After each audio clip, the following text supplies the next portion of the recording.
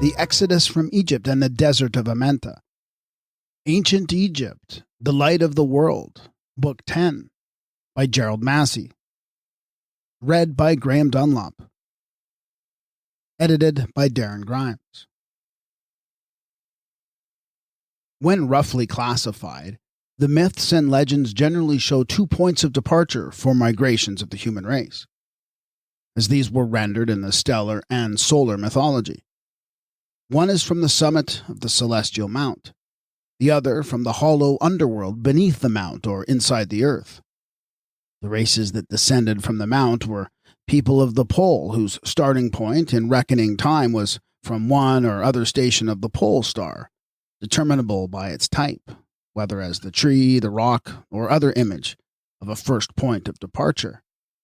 Those who ascended from the nether-world were of the solar race, who came into existence with the sun, as it is represented in the legendary lore, that is, when the solar mythos was established. The tradition of the pole star people, found in various countries, is that they were born when no sun or moon as yet had come into existence. That is, they were pre-solar and pre-lunar in their reckoning of time. These are they, as was said by the Egyptians, who issued from the Eye of Sut, or darkness, the earliest type of which we reckon to have been Polaris, whether as the pole star in the southern or the northern heaven. These were the Nasi and the blackheads of the dim beginnings in the stellar mythology. Following them come the people born from the Eye of Horus, which was a symbol of the moon. These were held to be the lunar race.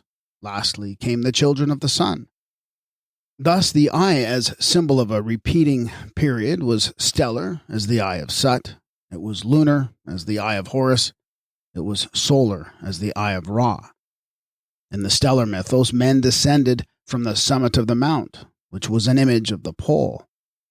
And still in legendary lore, they try to tell us from which of the 7 stations they descended as a time gauge in the prehistoric reckoning of their beginnings. But in the solar mythos, they ascended from the underworld, which had been hollowed out beneath the mount of earth for the passage of the sun. Thus, there are 2 points of departure in the astronomical mythography, one from above and one from below. The oldest races that have kept the reckonings are descended from one or the other of the 7 stations in the mountain of the north. And in the later mythos, men ascended from the earth below, or from below the earth, the human ascent being figured in the upward pathway of the sun. These were the solar race who followed the lunar and stellar people of the past.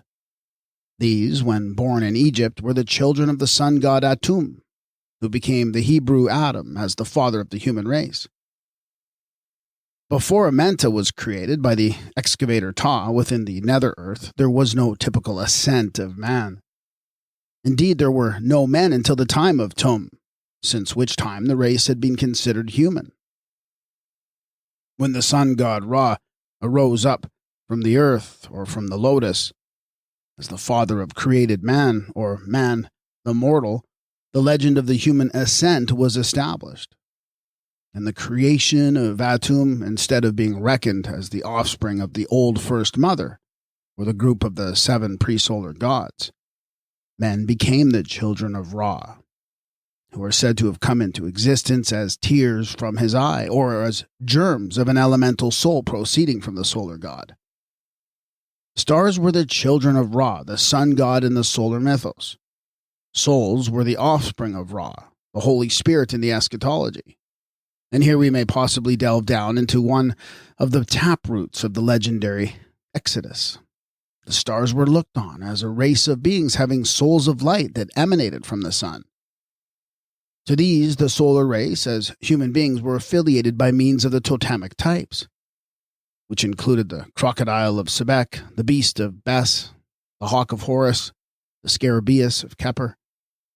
Hence it is said by the god Ra to the righteous in Amenta, "You yourselves are tears of mine eye in your person of superior men. I have shed abroad my seed for you." These were the seed of Ra, who, as figured, were born like a tear from his eye, as a mode of effluence, and being solar, they were the superior race of men, the Ruti or men par excellence. Under the name of Kabsu in Egyptian, the stars are synonymous with souls. These, in their nightly rising from Amenta, were the images of souls becoming glorified. They came forth in their thousands and tens of thousands from the lower Egypt of the astronomical mythos, the earliest exodus being stellar. Thus we can realize the leader Shu, who stands upon the height of heaven, rod in hand, and who was imaged in the constellation Cepheus as the Regulus or lawgiver at the pole. In the destruction of mankind, the stars are said to be the multitudes which live in the nocturnal sky. In this underworld, Tot, the moon god, is called the luminary of Ra, in the inferior heaven, and in the deep region where he inscribes the inhabitants. And it is said to him, "Thou art the keeper of those who do evil, whom my heart abhors." That was the reckoner of the stars, here called the inhabitants of the nocturnal heaven, or sky of Amenta, whose names or numbers were inscribed by him, possibly as 600 stars, which number was extended by the Jewish Kabbalists to their 600,000 souls in Guf. Be this as it may, here are the souls in Amenta represented by stars as inhabitants of the underworld. And in the new creation by Atum Ra, god of the nocturnal sun, they are spoken of as these multitudes of men. Ra orders that this heaven shall be depicted as a field of rest. And there arose the Elysian fields, or paradise of plenty on Mount Etep. In this new heaven, says Ra, I establish as inhabitants all the beings which are suspended in the sky, the stars, said by the majesty of Ra to Nut, I assemble there the multitudes, that they may celebrate thee. And there arose the multitudes. These multitudes as stars had been the inhabitants in the deep region of the inferior sky. Ra, having been lifted up as God alone in this new heaven of the astronomical mythos, the stars that were in the lower are to be assembled and grouped together in the upper heaven. This is followed by the stellar exodus from Lower Egypt and the Desert of Amenta, under the leadership of Shu-Anhur, the uplifter of the sky, together with its inhabitants, the stars, called the children of Nut, or heaven. It is said by Ra, My own son Shu, take with thee my daughter Nut, and be the guardian of the multitudes which live in the nocturnal sky, or the sky in the lower Egypt of Amenta. Put them on thy head, and be their fosterer, or sustainer.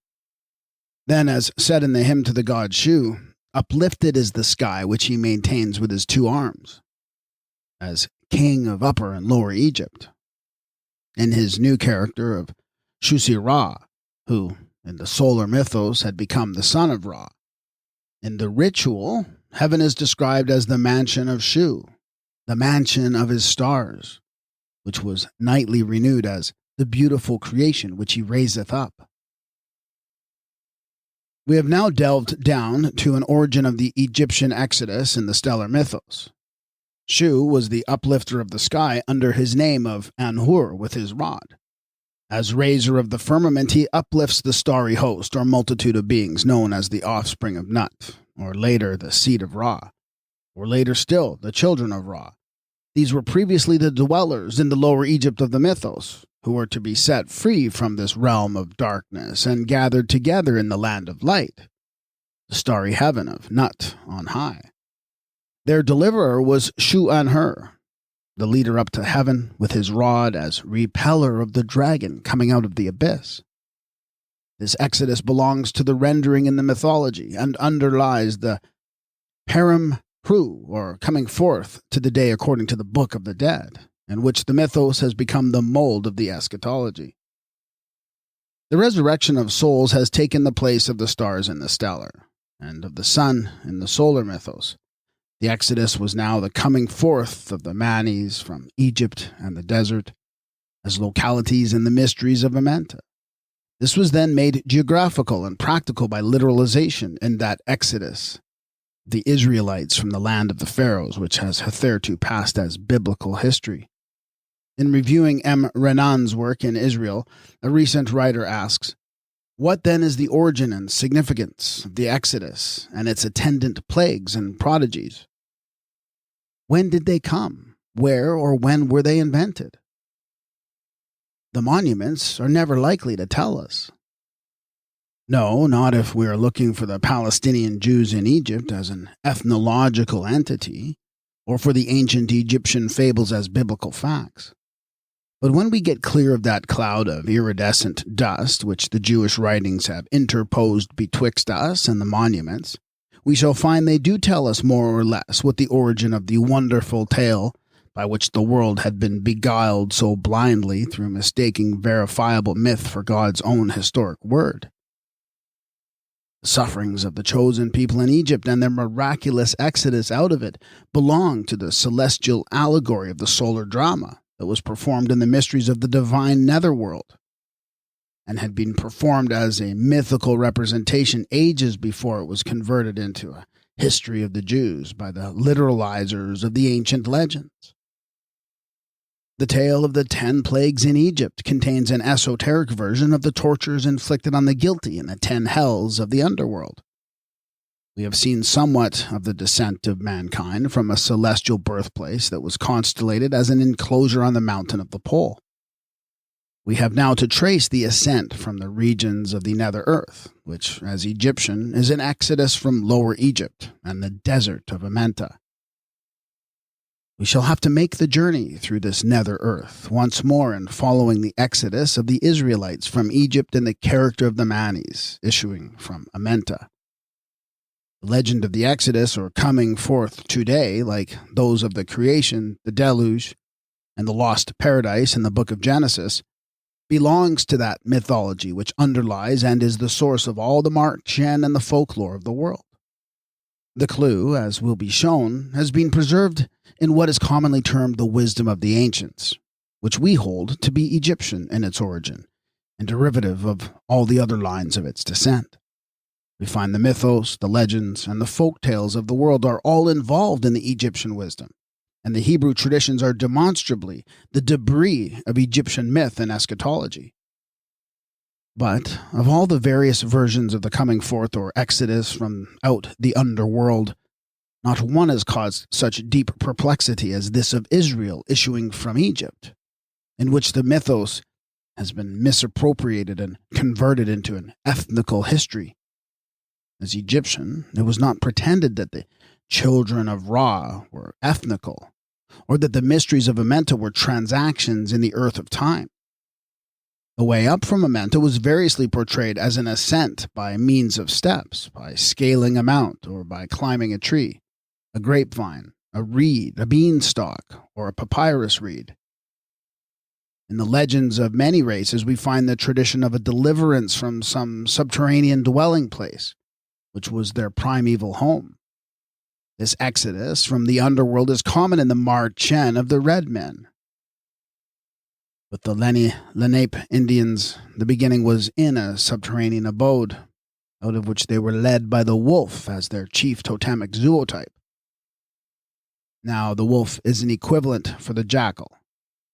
In Egyptian, the wolf and jackal, Seb, are synonymous, and the jackal was the guide of Rhodes and Amenta, who led the people through its wilderness and showed a way for them to ascend into the world of light. All the myths and legends of the underworld depend on there being an underworld or nether earth. And this again depends on there being a double earth, which was hollowed out by the god who represented the nocturnal sun for the passage through the mount of earth by night, and who, as Egyptian, was Ta, the founder of Amenta. In the Mandan tradition of their origin, it is related that the whole nation once resided in one large village underground beside a subterraneous lake. A grapevine extended its roots down to their habitation and gave them an upward view of the light. Some of the more adventurous spirits climbed up the vine and found themselves in a lovely region full of buffaloes and rich with every kind of fruit. From this they returned with the grapes they had gathered, like the men who had gone forth to spy out the land in another version of the mythos. Their fellow countrymen were so delighted with the taste of their newly found fruit that men, women, and children determined to leave their lower earth and ascend to the upper by means of the grapevine. But when the people were about halfway, a corpulent woman who was clambering up the vine broke it with her weight. This closed the aperture upon herself and the rest of the nation and shut out the light of the sun. But when the Mandans die, they expect to return to this, the original country of their forefathers, the good reaching the ancient village of the vine by means of the lake, which the wicked will not be able to cross by reason of the burden of their sins. Lewis and Clark. This land of the forefathers was that of the ancestral spirits, the country of the tree of life, here identified with the vine. The subterranean lake is one with the lake in Tatu. The corpulent woman is the Great Mother, who is the Ensentie Apt or Hathor in Egypt, whose tree is the sycamore fig. The double earth is the same as in the ritual. Consequently, the vine is the tree of dawn, up which the sun and souls ascended from the Tuat by means of the tree. The exodus from the nether earth or lower Egypt is the same as in the Hebrew and other versions of the mythos, the original of which is provably Egyptian. Lachish Popovo portrays the ancestors of the race as wanderers in the wilderness, upon their way to the place where the sun was to rise. They also crossed the water, which divided whilst they passed, and which they went through just as if there had been no sea. They passed on the scattered rocks rolled on the sands that served for stepping stones. This is why the place was called Ranged Stones and Torn Up Sands, the name that was given to it on their passage through the waters that divided as they went. At last they came to a mountain where, as they had been told, they were to see the sun rise for the first time. This was the Mount of Glory in the solar mythos, and the waters which were crossed were those of the celestial Nun. The ranged stones in the waters correspond to the 12 stones that were set up by Joshua to mark the spot where the waters were held up for the Israelites to pass dry-footed through the river Jordan. In the Hawaiian tradition, the king of the country, named Honua Ailalo, was the oppressor of the Menehune people. Their god Cain sent Cain-Apua and Kanaloa, the elder brother, to bring away the oppressed people and take them to a land which Cain, their god, had given them. The legend further tells how they came to the Red Sea of Cain, Kai-Ula Akain, and were pursued by Ki-Ali, Wahanui. Thereupon, Cain-Apua and Kanaloa prayed to Lono. And then they waded safely through the sea and wandered in the desolate wilderness until at last they reached the promised land of Cain, called Ena Luena Akain. This, says Fornander, is an ancient legend, which also contained the story of water being made to gush forth from a rock. The passage of the Red Sea and the destruction of those who followed the fugitives are also found in a Hottentot fable. Hitsi Ibib was once traveling with a great number of his people when they were pursued by the enemy. On arriving at the water, which had to be crossed as the only way of escape, the leader said, "My grandfather's father, open thyself that I may pass through, and close thyself afterwards." So it took place as he had said, and they crossed the water safely. Then the pursuing enemy tried to pass through the opening likewise. But when they were in the midst of the divided water, it closed upon them, and they perished.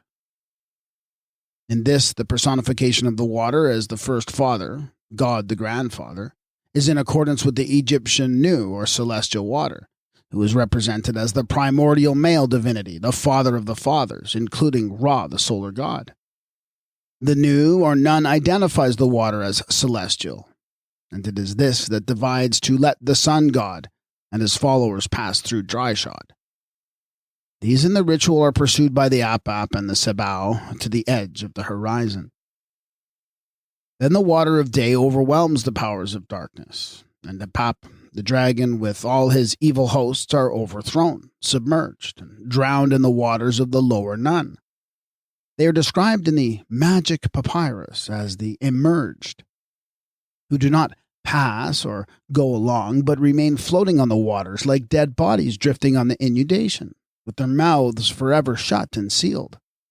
In another version of the Hottentot legend, a Nama woman and her brothers are pursued by an elephant.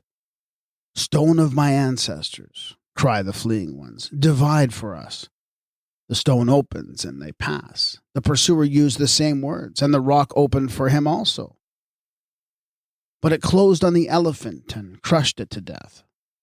The fable can be read by means of the Egyptian wisdom. It belongs to the war that was waged forever betwixt the powers of darkness and light. In the Egyptian mythos, the pursuing monster is the Apap dragon of the deep. In place of the elephant, pursues the children of light who are escaping from the underworld.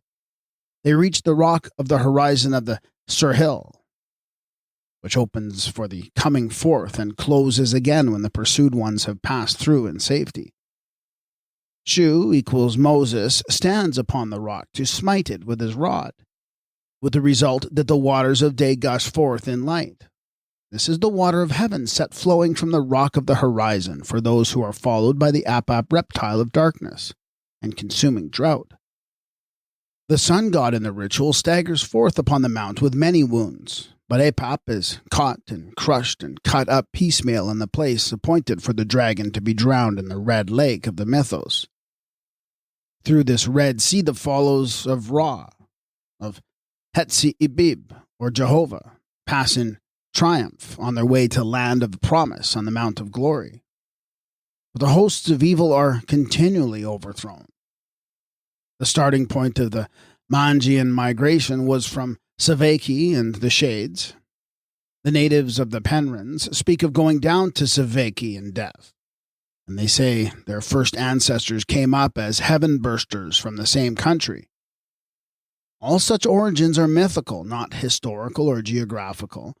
Although the mystical land gets localized on the surface of the earth as it is in the heptonymy of the Hervey Isles, Savaki was known as the home of the ancestors, but the only ancestors first known were the ancestral spirits, and it was these Asmanis that sought deliverance from the underworld. In one of the traditions, the Egyptians were reputed to come from the land of Puanta, the Taniter or country of the gods, the land of glory, or the golden land, when it is said to the sun god, "Adoration to thee who arisest out of the golden."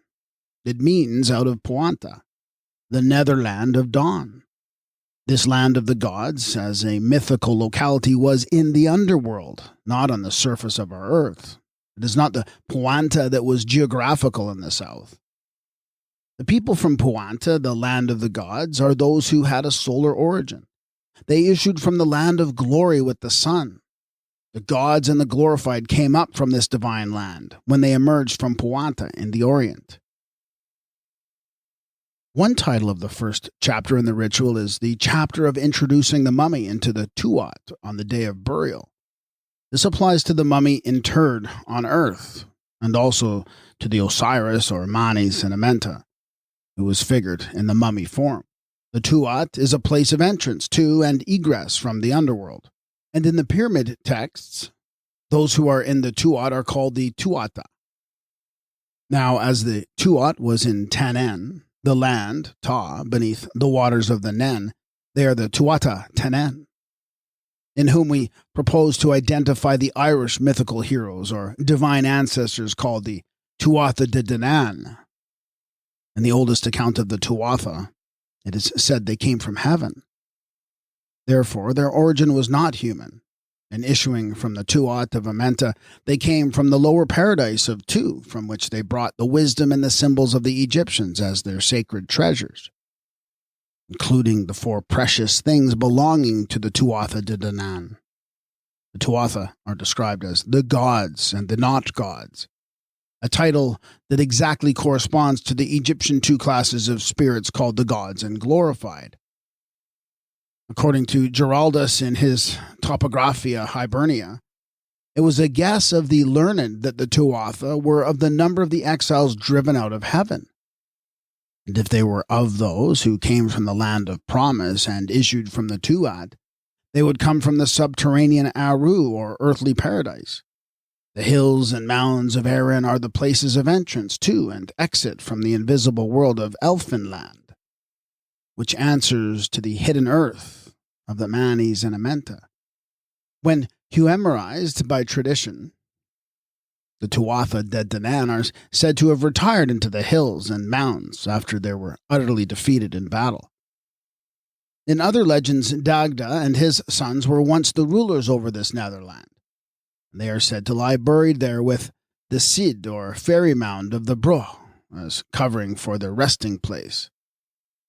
The Bruch was originally the place of burial. He who sleeps at Philae is he who sleeps in a Bruch, the Bruch, or bury. The name written in hieroglyphics is Puruk equals Bruch. And there the mummy slept in the Berg of Amenta, or with the Tuatha in the Tuat of the netherworld. The divine mother of the Tuatha is known by the name of Danann. The Tuatha are the tribe or people of the goddess Danann, who is also the Dees of death. Now there is an Egyptian goddess Tannin, who is a form of Hathor, the amorous queen in the earth of Tannin, the land of the nocturnal sun and the domain of the dead. The god Tannin is lord of that land, and the goddess is identified with Hathor by her headdress. The name of Tannin may also be written Tan. This agrees with the naming of the Welsh and Irish goddess Danu or Danann. Her names takes the form of Dawn in Welsh, and the deities who descend from her, like Gwydion and Arianrod, are called the Children of Dawn. The Tuatha De Danann are also termed the Ferde, or men of the goddess. Hence, we propose to identify the goddess Tannin with Danann or Danu, the great mother of the Tuatha De Danann, who were the people of the goddess as the souls of the dead in the divine Nitarkar, i.e. in Tannin, and who issued from the Tuat with the sun or solar god as the men of the goddess, who was Tannin in Egypt, Danann in Ireland, and Dawn in Britain. The men of the goddess, as we suggest, were the Tuatha of the pyramid texts, who as divine ancestors became the Irish Tuatha De Danann. The same word is represented by the Irish Tuath for the tribe, Breton Tud, Gothic Theuda, Saxon Theod for a people, the Oscan Tuatha for a community. It is also extant in the name of the Teutons. One of the chief attributes of the Tuatha De Danann is the power they have of assuming any form at will. And this is a supreme trait of those who come forth when the Tuat is opened. Chapter 64 is one by which the Tuatha take all forms that each desireth, whether on entering or coming forth from this womb of Amenta. The transformation of the Manis has come to be called shape-shifting, but there is no beginning with it as a faculty of the wizards in Ireland. There are various hints in the Irish fairy lore of the Tuatha De Danann being one with the spirits of the dead. Their relation up to the prehistoric mounds is the same as that of the Tuatha, with the Mount of Amenta. There is also a still prevailing confusion in the Irish mind betwixt the fairies and the ghosts, which is very natural when we know that the fairies originated in the spirits of the elements, which have got mixed up with the manis of the dead. According to Caesar, the Druids taught the Gauls that they were all descended from Dispater, the demiurge, that is, from the god of Hades or Amenta, who is Tanann as consort of the goddess, and whose name was taken by Tatanan, the better-known Dispater, who was earlier than Osiris in the Egyptian cult, and from whom the solar race ascended, whether from Puanta or from the Tuat. Thus interpreted, the Tuatha or tribes who brought the ancient wisdom out of Lower Egypt, or the Tuat, may have been the genuine Egyptians after all, as the much derided traditions of the Celtae or the Cymri yet allege and strenuously maintain.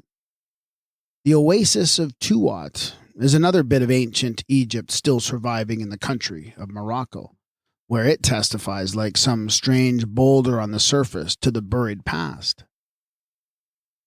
The birthplace of the stellar races was in the celestial north.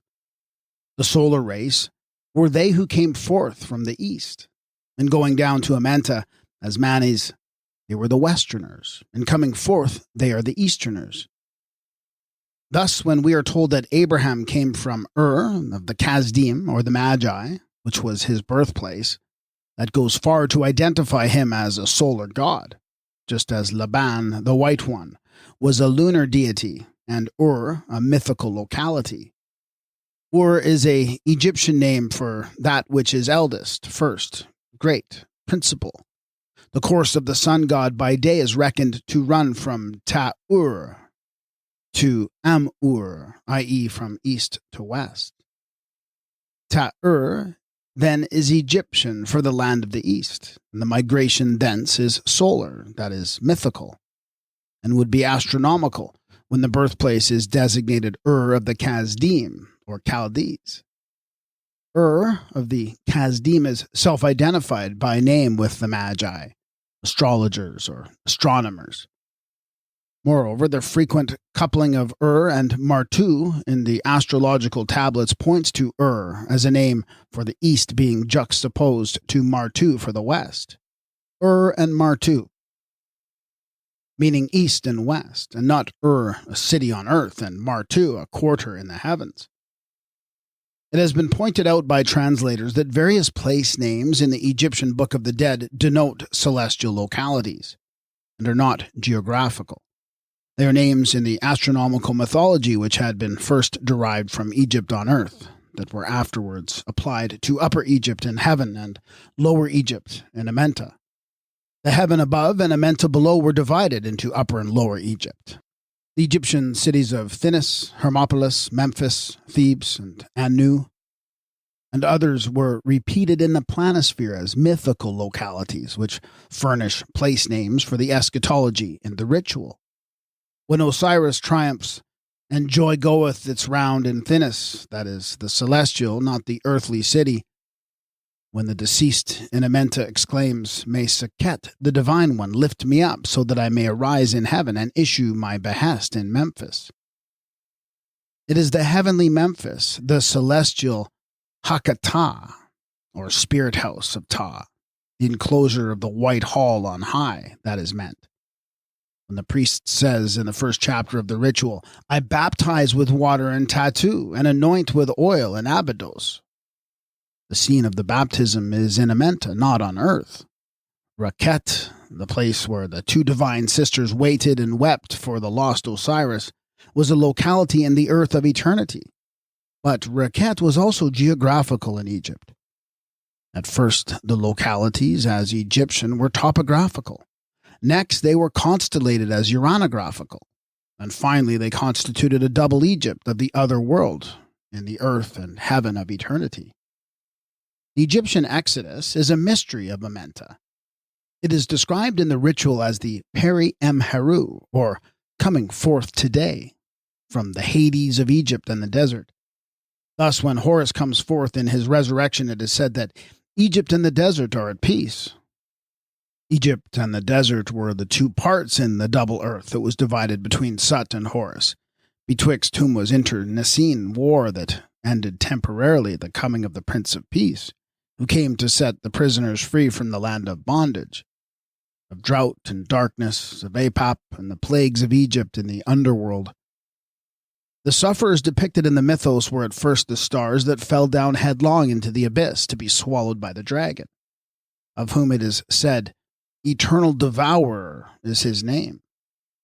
This was in the astronomical mythology. In the eschatology, the prisoners are the manes, or body souls of the dead who passed into Amenta, the earth of eternity, as it were by way of the grave. Both were the children of light, mythical or eschatological, otherwise the children of Ra, at war forever with the creatures of darkness in the nether earth. The Exodus, or coming forth from this nether Egypt, is represented astronomically on the great Mendes stele. On one side, Horus Behutet, the great Lord, Lord of heaven and giver of life, is described as coming out of the horizon on the side of Upper Egypt, and on the other side of the stele, the coming out of Lower Egypt, spoken of instead. That is the Exodus from Keb, or Lower Egypt, which is Amenta in the eschatology.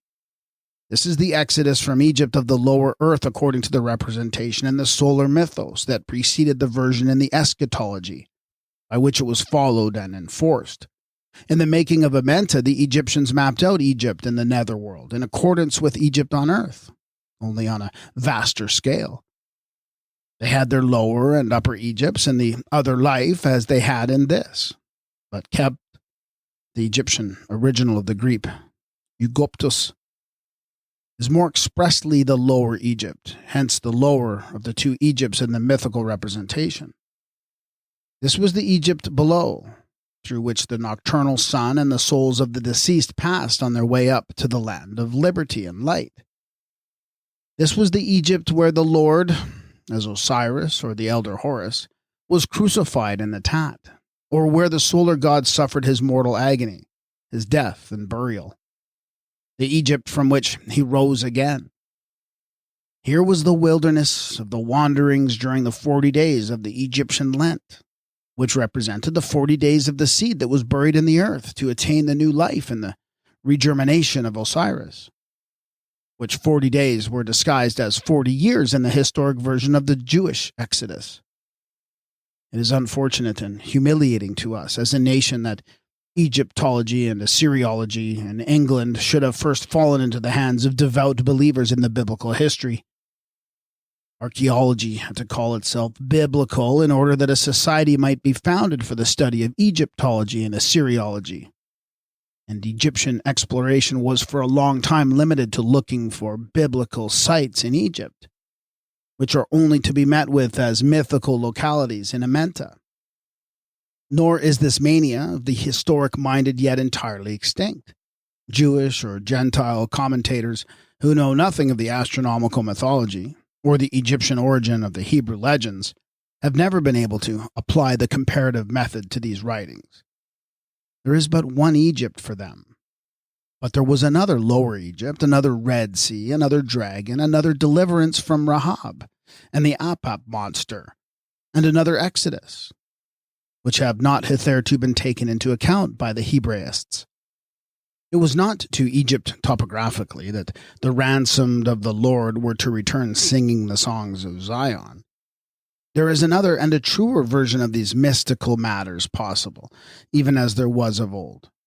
The creation of Amenta in the Egyptian mythos had been already explained as the work of Ptah and the 7 Nemu or Navis, who were his assistants in the opening of the underworld, and who in the Hebrew rendering became the 7 princes that digged the well, referred to in one of the fragments of ancient lore, which 7 princes in the Semitic legends are identified with the chariot of the Lesser Bear.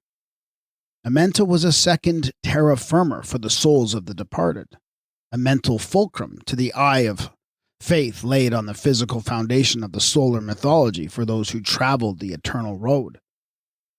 Thus, the origin of the Exodus as Egyptian was in the coming forth of the heavenly bodies from below the horizon and the mythical representation. This was followed by the coming forth of the Manis from dark to day, from death to life, from bondage to liberty, from lower to upper Egypt in the eschatology.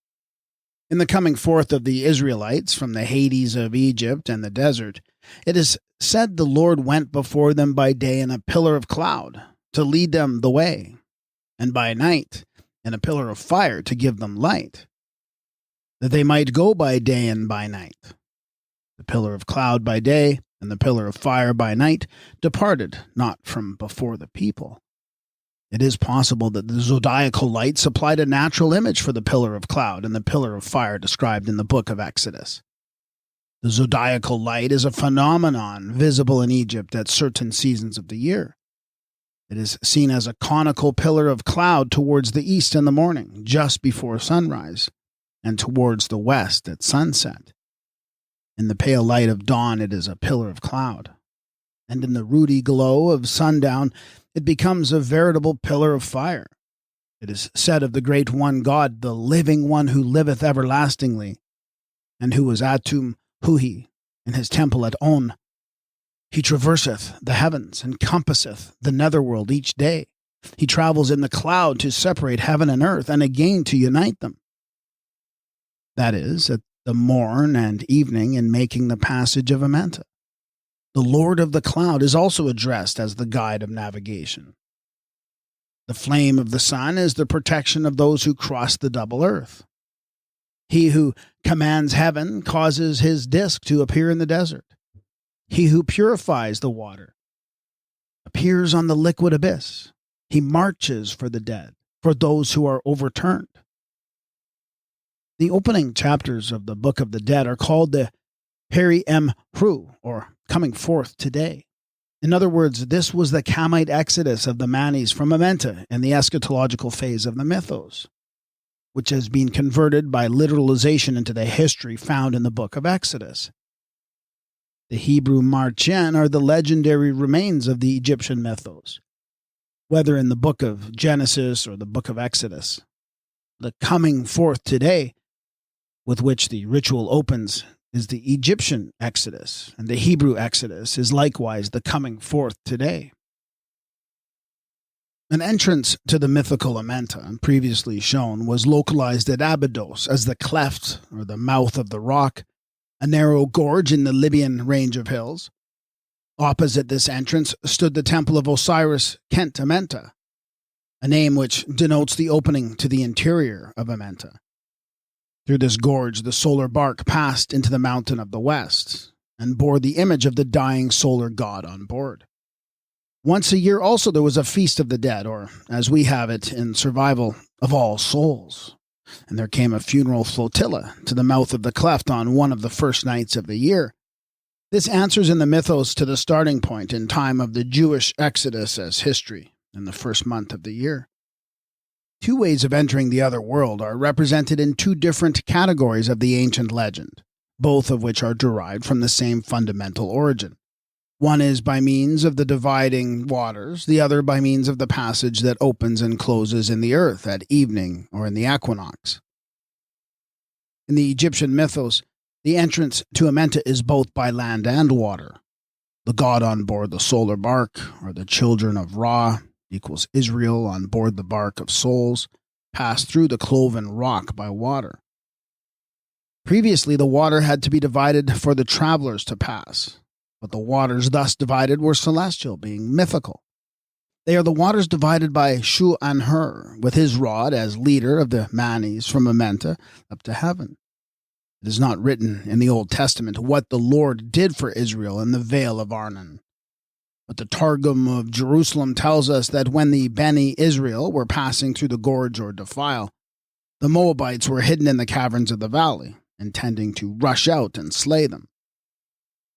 But the Lord signed to the mountains, and they literally laid their heads together to prevent it. They closed upon the enemy with a clap and crushed the chiefs of the mighty ones, so that the valleys were overflowed with the blood of the slain. Meanwhile, Israel walked over the tops of the hills and knew not the miracle and the mighty act which the Lord was doing in the valley of Arnon. Thus the miracle of the Red Sea was reversed. In the one case, the waters stood up in heaps and were turned into hills. In the other, the solid hills flowed down and were fused, whilst Israel passed over them as if they were a level plain. In the one miracle, the Red Sea was turned into dry ground. In the other, the dry ground was turned into a red sea of blood. The hills that rushed together to make a level plain are a familiar figure of the equinox, to be found in varied forms of legendary lore. This account, therefore, is as good as the biblical one, and it tends to prove that both belong to the astronomical mythos, and that the crossing here was in the equinox. In the mythos of Amenta, the promised land of plenty, the land of corn and wine and oil, was the Aru field of divine harvest that awaited the righteous who had been wanderers in the wilderness and who fought their way to it through all the obstacles of the underworld. These obstacles can still be traced in the Jewish narrative compared with the books of Amenta and the mysteries of Tot. All through the journey of this Egypt underground, the objects besought and fervently prayed for are a good passage through the waters and all other hindrances, and a safe way out upon the eastern side, where lay the Promised Land. One great object of the Manes in knowing the words of great magical power in Amenta is to obtain command over the waters. The deceased prays that he may have command over the waters which he has to pass through, even as Sut had commanded of force on the night of the great disaster. These waters are the Red Sea of the Jewish Exodus, in which the Apap dragon lurks and lies in wait. The later scholiasts tell us that the habitation of this monster was the Red Sea. Thus, the Red Sea is identifiable with the lake of Putrata, in which the dragon lurked that lived upon the drowned, the dragon that was turned into the cruel Pharaoh in the Hebrew version of the Exodus. It is evident that the Jews were in possession of an esoteric rendering of the same mystical matter as is presented exoterically in the books ascribed to Moses. There were two versions of the dark sayings and the hidden wisdom, the esoteric and the exoteric, amongst them as there were amongst the Egyptians, and these have doubled the confusion. The Christian world has based its structure of the belief simply and solely on the exoteric version. Thus, the door of the past just now being opened anew in Egypt was closed to them and locked. They were left outside without the key, and in the darkness of the grossest, crassest ignorance the Christian faith was founded. We have now to recover such history as is possible from the Pentateuch by eliminating the mythos and the eschatology. Fragments of the original mythos crop up in the Haggadoth, the Kabbalah, the Talmud, and other Hebrew writings, which tend to show that in the earlier time, the lowermost strata, the same matter had been known to the Jews themselves as non-historical. Thus it is provable and will be proved that biblical history has been mainly derived from misappropriated and misinterpreted mythology, and that the mythology is demonstrably Egyptian, which can only be explained in accordance with the Egyptian wisdom. This is not to say that the books of Genesis, Exodus, and Joshua are intentional forgeries, but that the data were already more or less extant as subject matter of the mysteries, and that an exoteric version of the ancient wisdom has been rendered in the form of historic narrative and ethnically applied to the Palestinian Jews. The most learned of the rabbis have most truthfully and persistently maintained that the books attributed to Moses do but contain an exoteric explanation of the secret wisdom, though they may not trace the gnosis to its Egyptian source. The chief teachers have always insisted on the allegorical nature of the Pentateuch. 2 laws, they tell us, were delivered to Moses on Mount Sinai. One was committed to writing, as in the Pentateuch.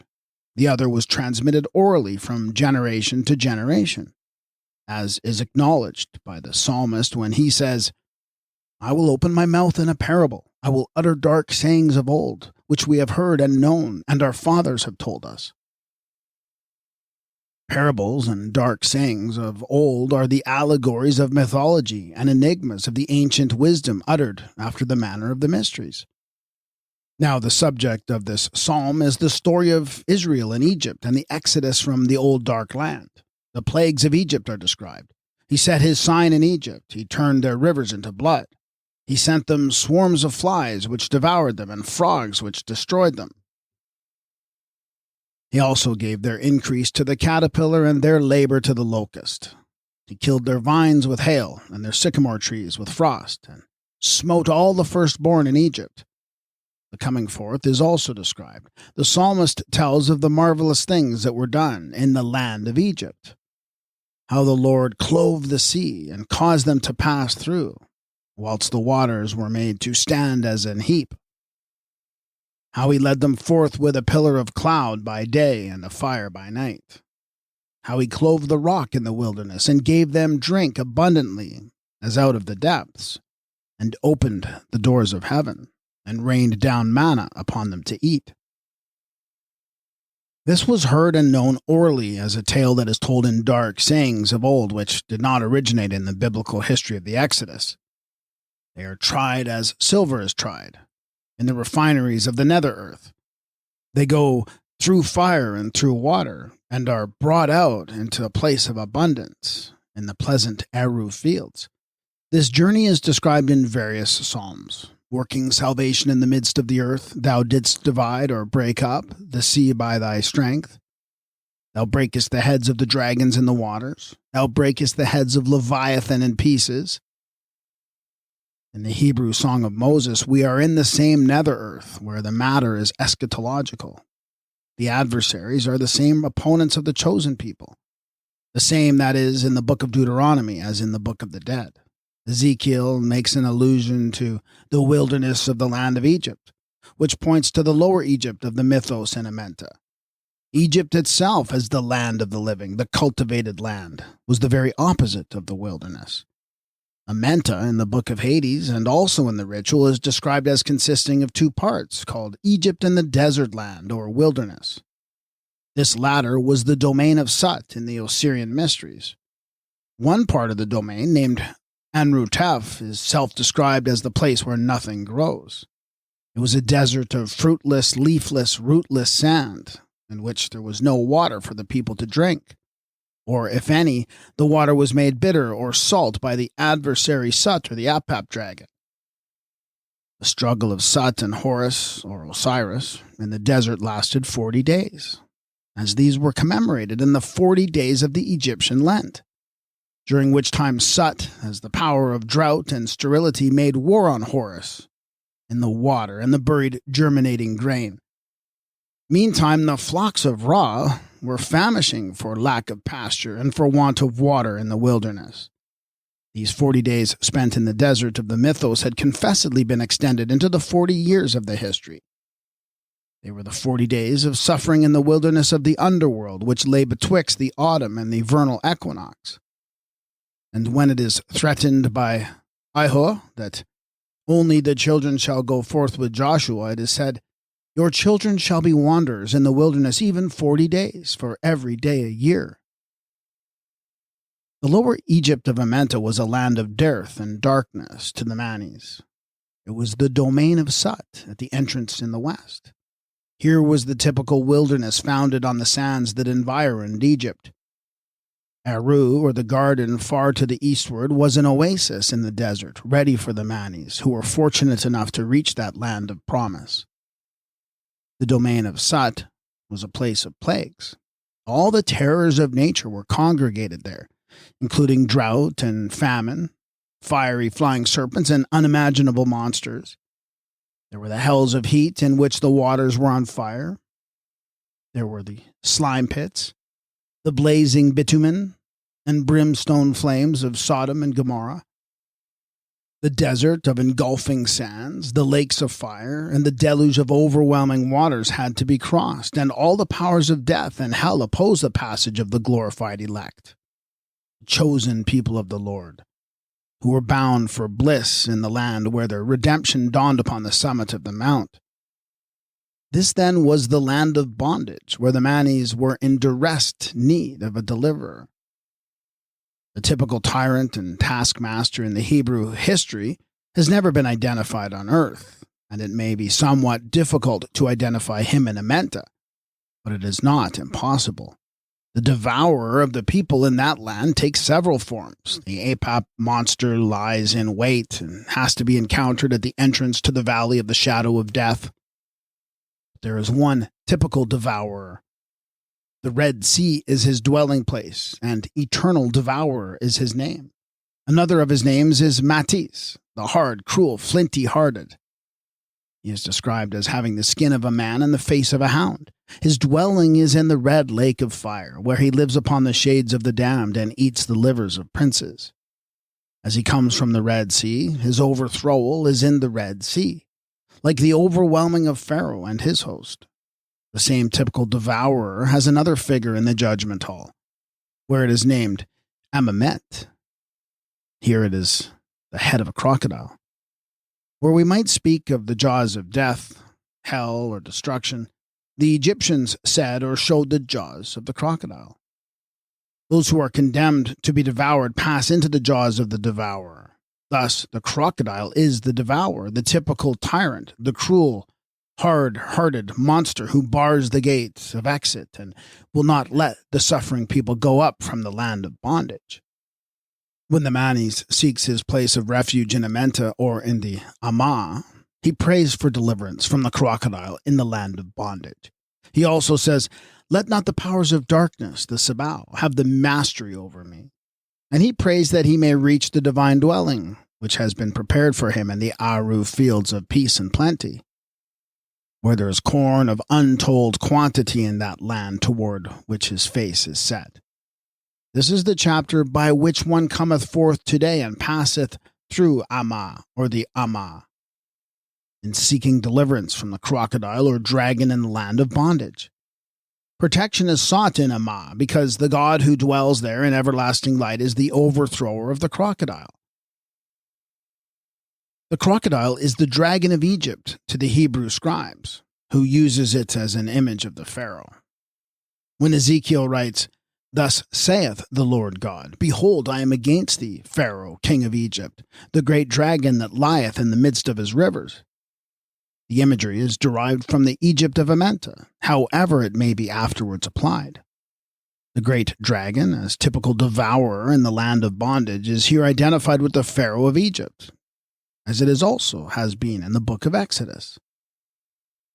Amenta is spoken of at least once in the ritual as the place wherein the living are destroyed. It is also described as the Kasu, or burial place. One of the 12 divisions of this underworld was known as the sandy realm of Sakari, the place of internment.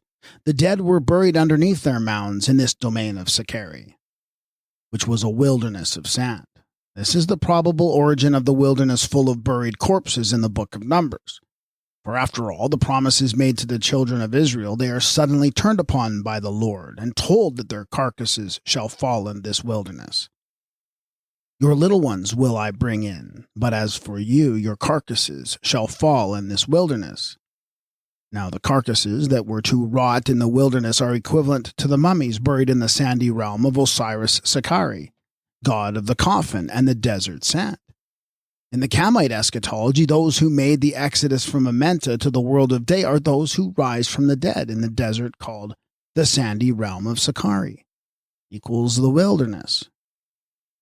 Moreover, they rise again as children who are called the younglings of Shu, and Shu was the leader and forerunner of this new generation of divine beings, called his younglings from the sandy realm of Sakari, when their redemption from that land of bondage dawned.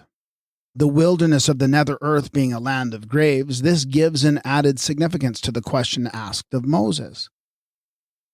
Because there were no graves in Egypt, hast thou taken us away to die in the wilderness?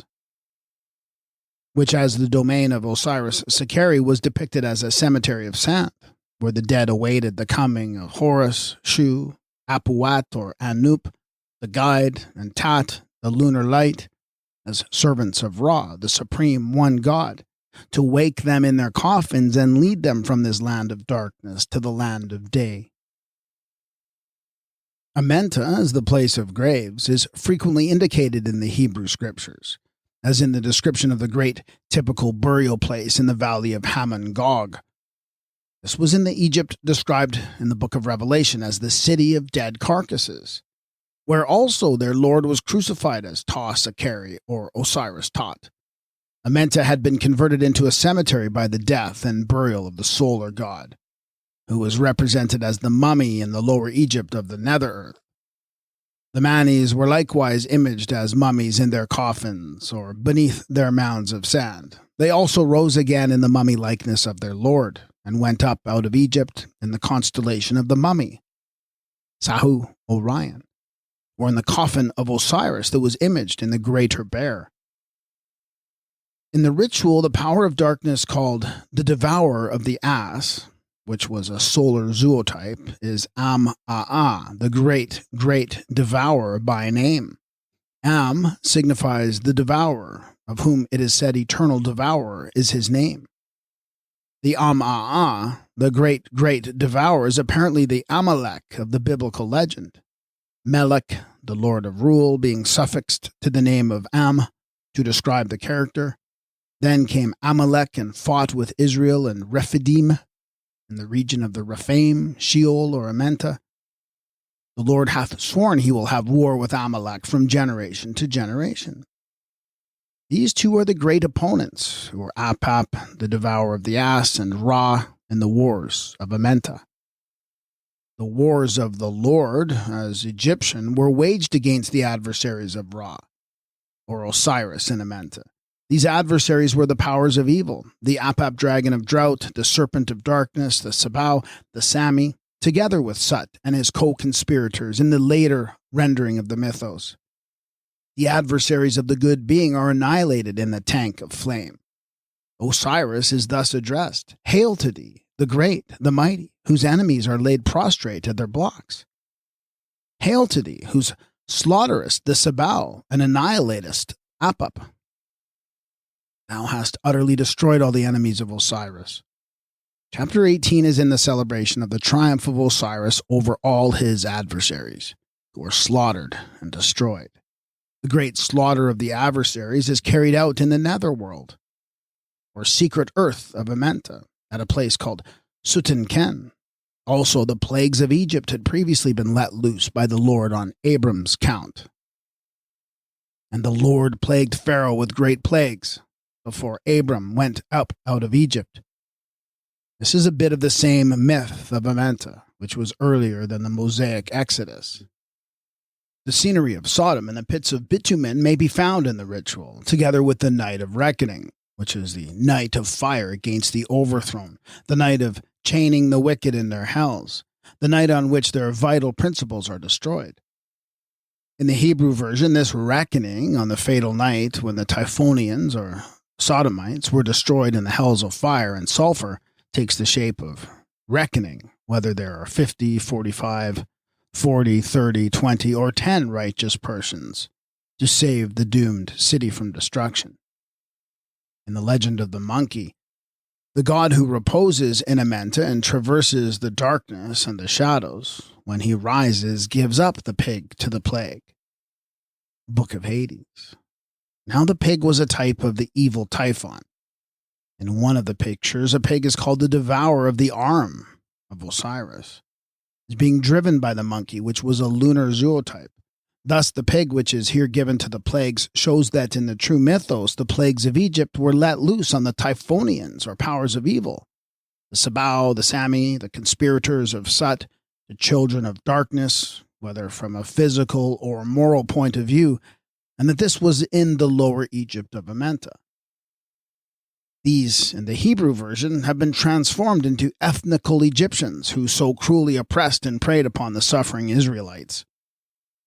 Thus, the plagues of Egypt occurred twice over in a land which was not the Egypt of the pharaohs, and the people who suffered from them were not Egyptians.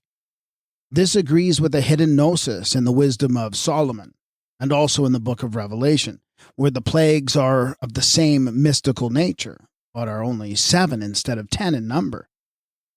The wilderness was obviously a place or state in which the shoes and clothes of the people did not wear out.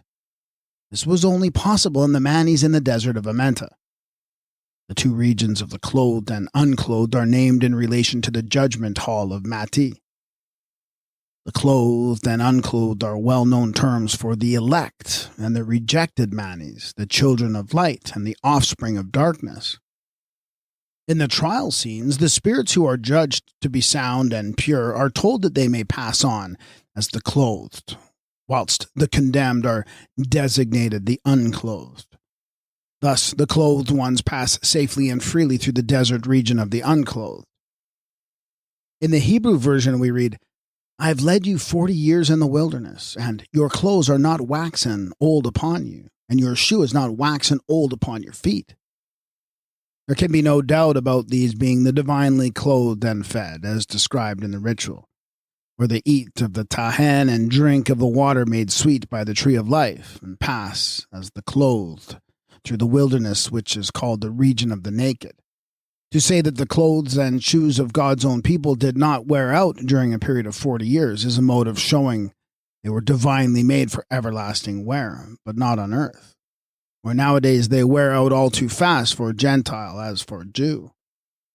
Apparently the Hebrew manna represents the Egyptian tahen which was given to the Manis for food in the wilderness of Amenta. In passing through the desert or the region of the unclothed, the Manis tells of the tahen that was given for sustenance. So far as the tahen is known, it agrees well enough with the Hebrew manna. When the dew that lay on the ground was gone up, behold, upon the face of the wilderness a small round thing, such as the hoarfrost on the ground, which was like unto wafers made with honey, Wafers made of tahin were also eaten sacramentally as food of heaven in the Osirian Eucharist. In the mystery of opening the mouth and of giving breath to the breathless ones in Amenta, the Egyptians made use of an instrument called the urhika, or great magical power. It is sometimes a sinuous serpent-like rod without the serpent's head. At others it has the head of the serpent on it, united with the head of a ram. Both ram and serpent were types of the deity Neph, who represented the breath of life or the spirit. Neph, Hebrew Napash, which was assumed to enter the Osiris when the mummy's mouth was typically opened to inhale the breath of future existence. Here then is a magical rod that turned into a serpent, which may be seen figured in the vignettes to the ritual as a form of the magical rod with which the mouth of the deceased was opened in the mysteries of Amenta. It is held by the tail in the hand of the magician or priest who performs the ceremony of apru, i.e., opening the mouth, in illustration of the chapters by which the mouth is opened in the nether-world. The rod is changed into a serpent at the time when the Lord is desirous for Moses to become his mouthpiece. Moses objects, whereupon the Lord asks, "Who hath made man's mouth? Now therefore go. And I will be with thy mouth, and teach thee what thou shalt speak."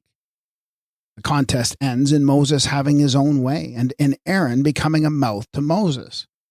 Moses is to take in his hand the rod wherewith he is to do the signs. Here then we identify the serpent rod of the Egyptian priests that was known by name as the great magical power, and it was sometimes a rod, and at others a serpent. This we take to be the original of that rod with which the tricks are played in the Hebrew Marchen by the Lord God of Israel for the purpose of frightening Pharaoh. And the Lord said unto him, Moses, what is that in thine hand? And he said, a rod. And he said, cast it on the ground. And he cast it on the ground, and it became a serpent. And Moses fled from before it. And the Lord said unto Moses, put forth thine hand, and take it by the tail. And he put forth his hand and laid hold of it, and it became a rod in his hand. The type of great magical power is thus turned to account in astonishing the natives and in giving lessons to the magicians of Egypt. In both scenes we have the opening of the mouth. In both we have the serpent rod, with which the signs and wonders are wrought. And it is admitted that Pharaoh had wise men, sorcerers, magicians of Egypt, who had rods which became serpents as types of transformation. These rods are to be seen in the hands of the wise men portrayed in the ritual, but not for any such fool's play as described in the book of Exodus. There are two serpents in Egyptian symbolism. One is a type of evil, the other is a good serpent. One is the apap of drought, darkness and death, or negation. The other is the Uraeus serpent of life. It was worn on the frontlets of the gods and the glorified, manes, as a sign of protection and salvation or safety. In the chapter by which a person is not devoured or bitten to death by the eater of the head, which is a snake, an appeal is addressed to the solar Uraeus as the source of life, the flame which shineth on the forehead of the glorified. In the seventh abode there is a serpent named Retuk, a cartouche, in my copy reads Rurik or Rarik, that lives on the manes and is said to annihilate their magical virtue. The speaker says, I am the master of enchantments. He is the magician, the prototype of pharaohs who worked by enchantment. The fiery serpent of the wilderness may be traced in this great serpent of Amenta, whose name is Dweller in his flame. However rendered, the hieroglyphics identify the mythical serpent of fire as the fiery serpent of the Hebrew Marchen. The lifting up of the serpent can also be paralleled in the text when the speaker exclaims, I am raised up to, or as, the serpent of the sun. That is, the Uraeus, the good serpent when compared with Apap. The serpent Aker is joined to the nocturnal sun as he traverses the Amenta, or the wilderness by night. Thus, Aker, the serpent of fire, is the good serpent that is raised up as the fiery serpent in the Exodus. The evil serpent Apap is then told that he must retreat before this uplifted solar serpent, which accompanies the orb in the Egyptian triad. And in his presence of the revivifying sun, And in this way the mythos furnished matter for the Marchen and the folk tales about the evil serpents that bit the wandering Israelites, and how they were saved and healed by an image of the good serpent, which always had been lifted up in Egypt as a solar symbol of healing and of life. In playing off the serpent of fire against the serpent of darkness, the deceased anticipates Moses with Nehustan the brazen. He exclaims triumphantly, "I understand the mystical representations of things, and by that means I repulse Ipap." Also in the zodiac of Esni, fiery, flying serpents are to be seen on the wing in the decans of Cancer, as the sign of heat and drought.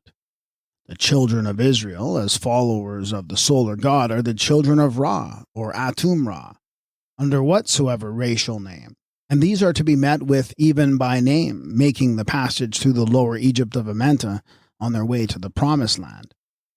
People named the Ayu, an Egyptian plural equivalent to our word Jews, are described in the underworld. Their god is the ass-headed Ayu, or Ayu, who was one of the gods of Israel that led the people up out of Egypt. That is, the ass was the one of the zootypes of the god Ayu, as the calf, bullock, or ox was another. We had to dredge this nether earth for much of the sunken treasure of Egyptian wisdom that has long been lost in its authentic shape. And in Amenta we find the ass-headed god of the Jews, respecting whom they have been so ignorantly derided and maligned. His name, we repeat, is Au, Ai, or Ayu, both as God and as the ass in Old Egyptian, and this name survived in the forms of Io, Ayau, Ayahu, Ayu, and others. The god was Atum Ra in Egypt, and Ayu, the ass-headed, is one of the types of the solar god. Ayu appears ass-headed in Amenta as a god stretched out upon the ground, who has the solar disk upon his head, with the ears of an ass projecting beside the disk. He is holding the rope by which the solar boat was towed up from the netherworld. The figure lying on the ground denotes the god who was Atum Ayu, the sun by night and the earth of eternity. The people who are with Ayu in this scene are amongst those who guard the rope of Ayu and do not allow the serpent Apap to mount towards the boat of the great god. These are the Ayu as the people of Ayu. It is said of them, "Those who are in this scene walk before Ra, Atum Ayu. They charm or catalepse Apap for him. They rise with him towards the heavens." The book of Amenta, called the Book of Hades by Lefebvre, shows this god in his mummified form as one with Osiris in the body and with Ra in soul. Otherwise it is Atum in the body or mummy and Ayu in soul. And just as Ra, the Holy Spirit, descends in tattoo on the mummy Osiris, and as Horus places his hands behind Osiris in this resurrection, so Ayu comes to his body, the mummy in Amenta. Those who tow Ra along say, the god comes to his body, the god is towed along towards his mummy. The sun god, whether as Atum Ayu, Ayu or Ae, or Osiris Ra, is a mummy in Amenta and a soul in heaven. The imagery is quite natural. The nocturnal sun became a mummy as a figure of the dead, and a soul or spirit in its resurrection as a figure of the living. Atum or Osiris, as the sun in Amenta, is the mummy buried down in Kept or Lower Egypt, and Ayu in the one rendering, or Horus in the other, raises the mummy god. This is the meaning of the ass-eared Ayu when he is portrayed in the act of hauling at the rope of the sun or raising the mummy in Amenta. The god Ayu is represented mummified upon the tomb of Ramses VI. That is, in the character of Atum the father, buried as the mummy in Lower Egypt. Thus we identify the ass god, Ayu or Ayu, an ancient Egyptian name of the ass, in Lower Egypt, and his followers, who are the Ayu by name. The followers of Ayu equals Au, then are the Ayus, or the later Jews. They fight the battle of the sun god in the nether earth, where the dragon Apap was the cruel, impious oppressor. And when they do escape from this, the land of bondage for the Manis, they are the Au, or the Jews, who rise behind this god to heaven. And their exodus is from Kept, the lower Egypt of Amenta. The whole story of the faithful Israelites who would not bow down to the gods of Egypt is told in a few words relating to the Au, or Jews, in Amenta. As it is said, these are they who spoke the truth on earth and did not rise to adorations or heresies. The legends of the Exodus, like those in the book of Genesis, originated in the astronomical mythology, in which the making of Amenta is followed by the Peri Emru, or coming forth today from the lower Egypt of the underworld, and the wilderness or desert. The story of this exodus is inscribed in hieroglyphics on the sarcophagus of Seti, now in the Son Museum.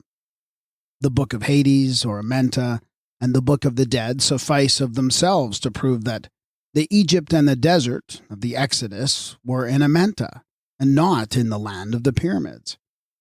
This was the Egypt and the desert in which the flocks of Ra were shepherded and fed. Horus says to Ra's flocks, "Protect for you, flocks of Ra, born of the Great One who is in the heavens. Breathe to your nostrils, overthrowal to your coffins." These are the Manis in Amenta, called the flocks of Ra, who are shepherded by Horus as Har-Kuti, Lord of Spirits. The overthrowal of the coffins shows that this was the deliverance of the dead, and that the Exodus, or coming forth today, was synonymous with the resurrection from the dead. Amenta had been mapped out in 12 domains, according to the 12 astronomical divisions, and the 12 gates which the sun passed through by night. As it is said, the great God travels by the roads of Hades to make the divisions which take place in the earth. There are various groups of the 12 as divine personages of children of Ra in this lower Egypt of Amenta. As characters in the mythos, Jacob and the 10 tribes, sons or children, correspond to Ra, the solar god, with his 10 cycles in the heaven of 10 divisions, whilst Israel, the same personage, with the 12 sons, answers to the same god Ra, in the heaven of 12 divisions or 12 signs of the zodiac. It has now to be admitted that the 12 sons of Jacob are not historic, and the historical exodus must follow them, for that is founded on the 12 sons going down into Egypt as historic characters, and the people of Israel coming out of it as their direct descendants, hugely multiplied. The 12, as sons of Jacob, go down to Egypt in search of corn, and in the book of Amenta we get a glimpse of the 12, or their mythical prototypes, who make the journey as characters in the astronomical mythology. 12 gods of the earth are to be seen marching towards a mountain, which shows they are on their way to the nether-world, as it is depicted upside down. 12 gods in the earth of Amenta are marching towards another mountain, and these 2 mountains form a sort of gorge towards which the divine boat voyages.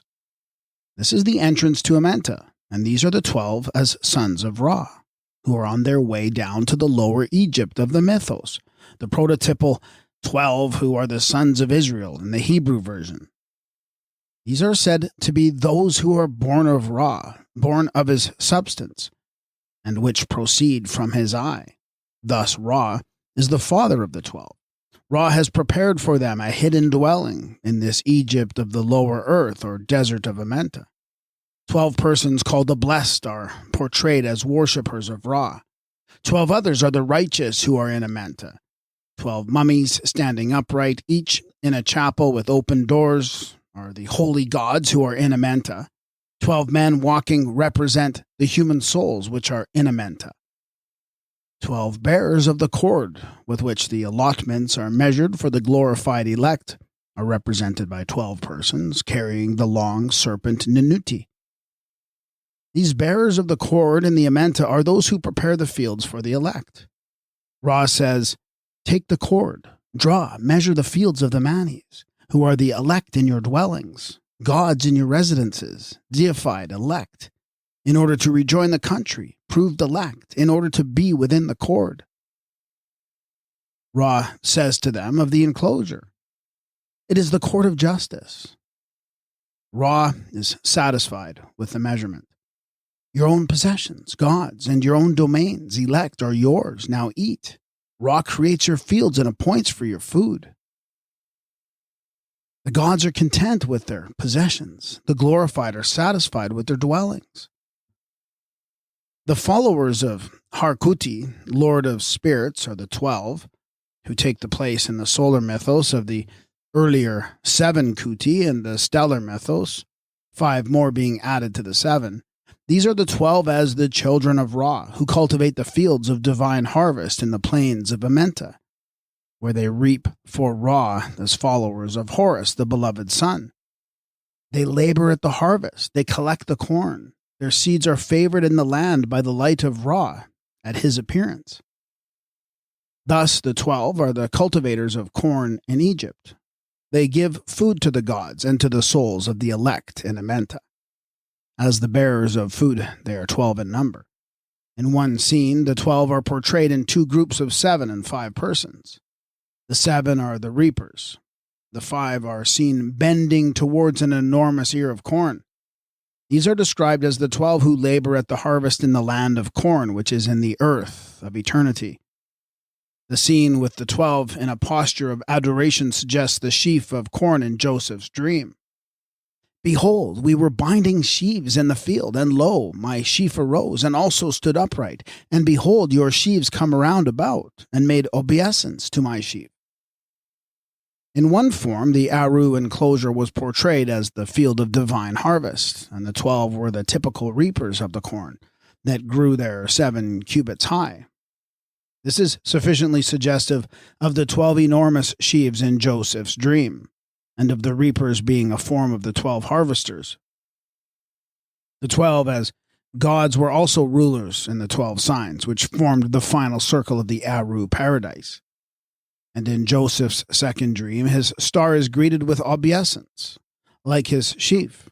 Behold, the sun and the moon and the 11 other stars made obeisance to me. He who was represented by the 12th star, as well as by the 12th sheaf, Horus in the harvest field of Lower Egypt, has 2 characters, one pertaining to the mythos, one to the eschatology. In the first, he is one of the 12 as harvesters, the 12 who row the solar boat, the 12 to whom the stations were assigned or thrones were given in the zodiac. In the other character, he is the Harkuti, Lord of Spirits, and in this phase he is the supreme one at the head of the 12, who are now his servants. The pictures show the children of Ra both as the group of 12 and also as the 12 with Horus. In one scene, Horus is depicted leaning on a staff, and 11 gods are walking towards Osiris. These are the 12 altogether, of whom Horus is one in presence of the Father. But on the tomb of Ramses VI, the 12 appear, preceded by Horus, the master of joy, leaning on his staff. These are the harvesters, 7 of whom are the reapers, the other 5 are collectors of the corn. Book of Hades. Thus, the fields of divine harvest are 12 in number, the cultivators are 12 in number, the reapers and bearers of food are 12 in number. The children of Ra, Jacob Il, or Isiri Il, are 12 in number. So it was not left for the historic Israelites to map out the land of promise in 12 allotments betwixt the 12 tribes and 12 children of Ahu. Amenta, in 12 sections with 12 gates, represented the heaven in 12 divisions, and the chart was as old as the solar zodiac of 12 signs that was already in existence, as we reckon in the heaven of Atum Ra some 13,000 years ago. Not only was the Promised Land mapped out in 12 divisions in accordance with the 12 signs of the solar zodiac, or the 12 pillars raised by Moses round the mount, not only did the chosen race, as children of the one God Atum, take possession of the land allotted to them, or the land appointed them by lot, as Joshua renders it. Title deeds were also issued to the glorified elect. This Lower Egypt, the land of corn in the Book of Hades, is not geographical. Like Anu, Thebes, and Memphis in the ritual, it is the mythical locality in the earth of eternity. It is the lower domain of the double earth, the country of the Manis, called Amenta, that was hollowed out by Ptah, the opener. It is the Lower Egypt named Keb, to which Isis was warned to flee by night as the place of refuge for the infant Horus when his life was threatened by the Apap monster. Lower Egypt is the land of death or darkness, leading to the world of light and life. It is here that Horus says to the flocks of Ra, which are in the Hades of Egypt and the desert, "Protection for you, flocks of Ra, born of the Great One who is in the heavens." As Atum Ra, these flocks in the Hades of Egypt and the desert are the chosen people, the deified elect, as the children of Ra. Amenta was a land of darkness until it was lighted by the nocturnal sun. This was the origin of the typical Egyptian darkness. But in the Egypt of this lower hemisphere, the god prepared a secret and mysterious dwelling for his children, where the glorified elect were hidden in the light. Ra says to the earth, "Let the earth be bright. My benefits are for you who are in the light. To you be a dwelling. I have hidden you." Food is given them because of the light in which they are enveloped. This divine dwelling created by Ra for the elect is entitled the retreat. As it is said, "The earth is open to Ra, the earth is closed against Apap." Those who are in the retreat worship Ra. This retreat is equivalent to the biblical land of Goshen, where the chosen people dwelt in light. In the book of Exodus, there is a 3 days solid darkness over the land of Egypt. But all the children of Israel had light in their dwellings. The land of Goshen in the Hebrew version represents the retreat of Amah in the ritual. Amah is a locality that is traversed in knowing the spirits of Anu, or of attaining the garden eastward. Those who belong to the state of the elect are hidden in Amah. They are described as being concealed in light by Ra. Amah is a region reserved for the gods and the glorified spirits who are children of the light, bound for the land where there is no more night. It is a place impenetrable to the creatures of darkness and to those who are twice dead, dead in their sins as well as in the mortal body. These are they who do not rise again from Lower Egypt. There is no deliverance or exodus for them. They do not enter Amah or follow Shu, the lion of strength, who leads up the elect into the land of light. Amah is the 6th one of 14 abodes in the 149th chapter of the ritual. It is an abode of peace, reserved for the blessed, where the evil dead cannot enter. It is a mystery to the Manis. The god who is there is called the overthrower of the crocodile or dragon. The deceased, in saluting Amah, asks that he may take possession of its stuffs in peace. O Amah, reservation of the gods, mystery for the Manis, where the dead may not enter. Hail to thee, O Amah, the august. I come to see the gods who are there. Open to me, that I may take possession of your stuffs. Amah is the Goshen of the ritual, reserved and set apart for the glorified as a place impenetrable to the powers of evil, or the dead who do not rise again, and for whom there is no exodus or coming forth today. It is the work of the worshippers in Amenta to destroy the enemies of Ra, and defend the Great One against the evil Apap. They live on the food of Ra, and the meats belong to the inhabitants of Amenta. Holy is that which they carry unto the dwelling where they are concealed. This divine food is apparently repeated in the quails and manna that were sent from heaven, according to the biblical account. Dreadful massacres are perpetrated in taking possessions of this promised land, mapped out in 12 divisions. Ra says, "I have commanded that they should massacre, and that they have massacred the beings." He orders his followers to destroy the impious ones in a suppression of blood. But these beings are not the human inhabitants of Canaan or other land on earth. The wars of the Lord in these battles of Amenta are fought by his true and faithful followers on behalf of Un-Nefer, the good being.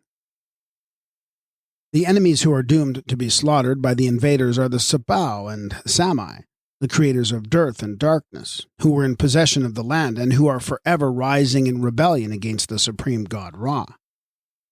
It was these dwellers in the ways of darkness who were to be annihilated by the children of light, the glorified elect, the chosen people, who are then to take possession of the land Ra says to them, "Your offerings made on earth are yours. Take your refreshments.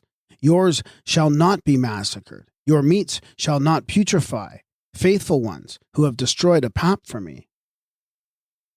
Thus the massacres by which the Israelites were enabled to clear out the inhabitants of Canaan and take possessions of their lands had been previously committed by the followers of Ra.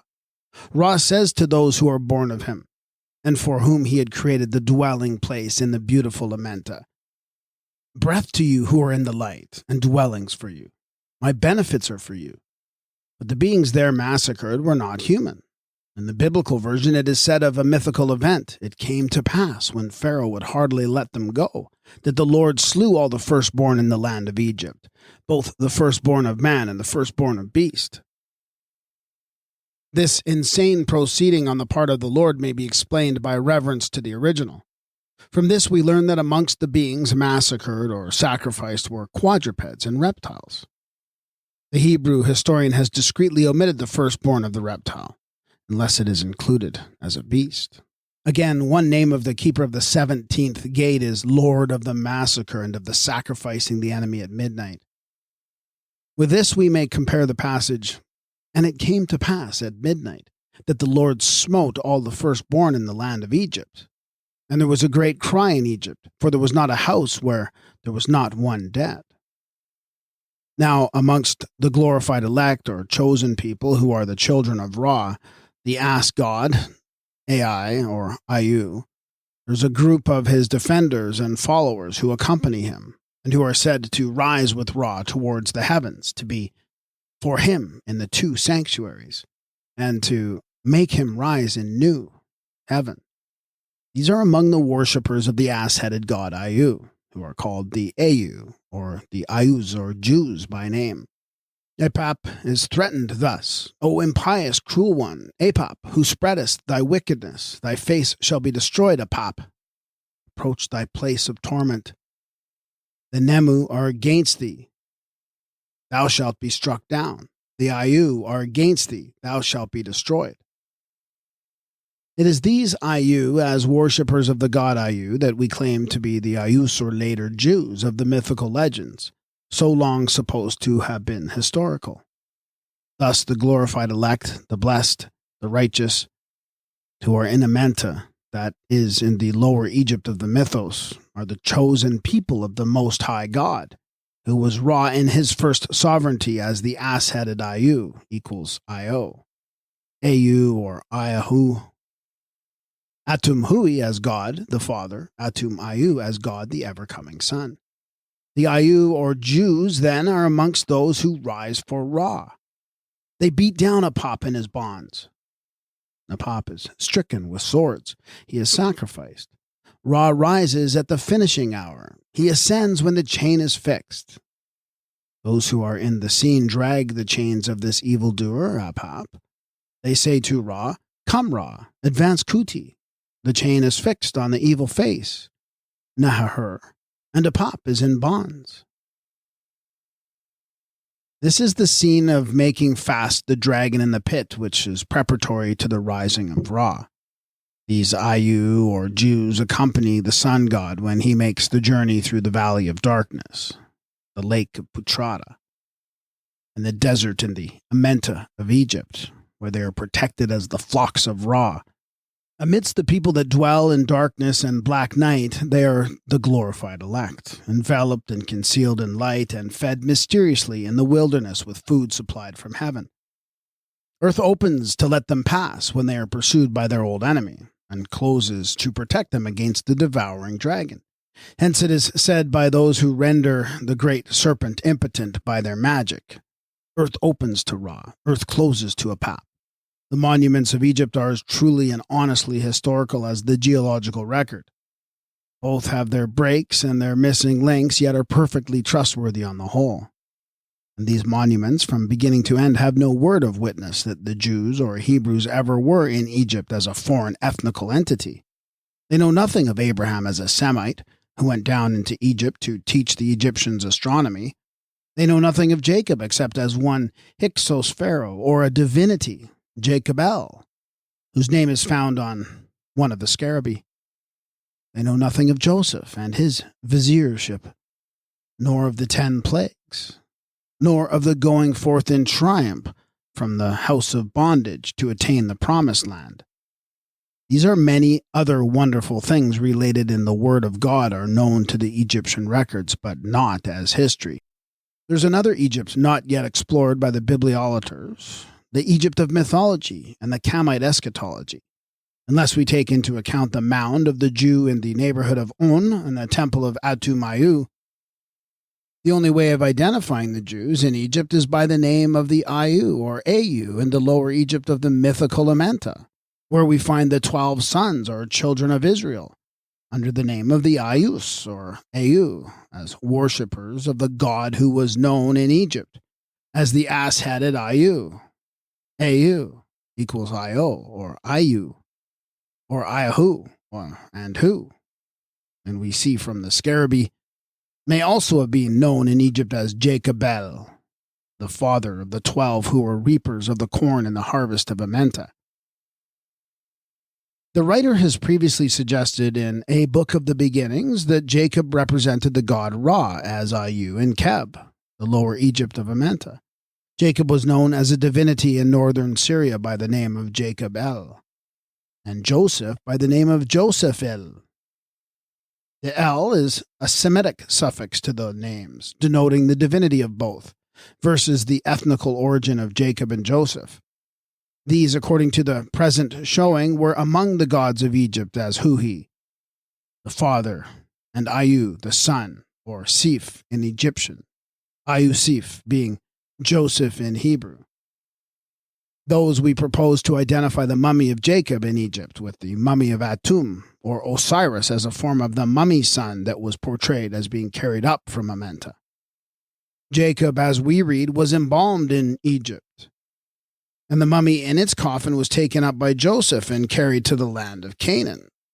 This was the land of promise, which is the Aru paradise, the field of the tree of life, up which the sun god climbs in his resurrection from the coffin. The burying place of Jacob is before Mamre, where the tree of Atum in the garden or meadow, the Seket Hetep, is represented by the oak or terebinth under which Abraham dwelt. Joseph the son, Ayusif, is the same character in carrying up the mummy of Jacob that Horus, the beloved son, is to the dead Osiris in his coffin. Horus acts as the raiser-up of the mummy. This is expressed when the speaker says, "I am he who raises the hand which is motionless." Elsewhere, Horus comes to raise the mummy of Osiris. Thus, the carrying up of Jacob out of Egypt by the son may be paralleled by the resurrection of Osiris, coffin and all. One name of the burial place for the mummy Osiris in the ritual is Sekhem.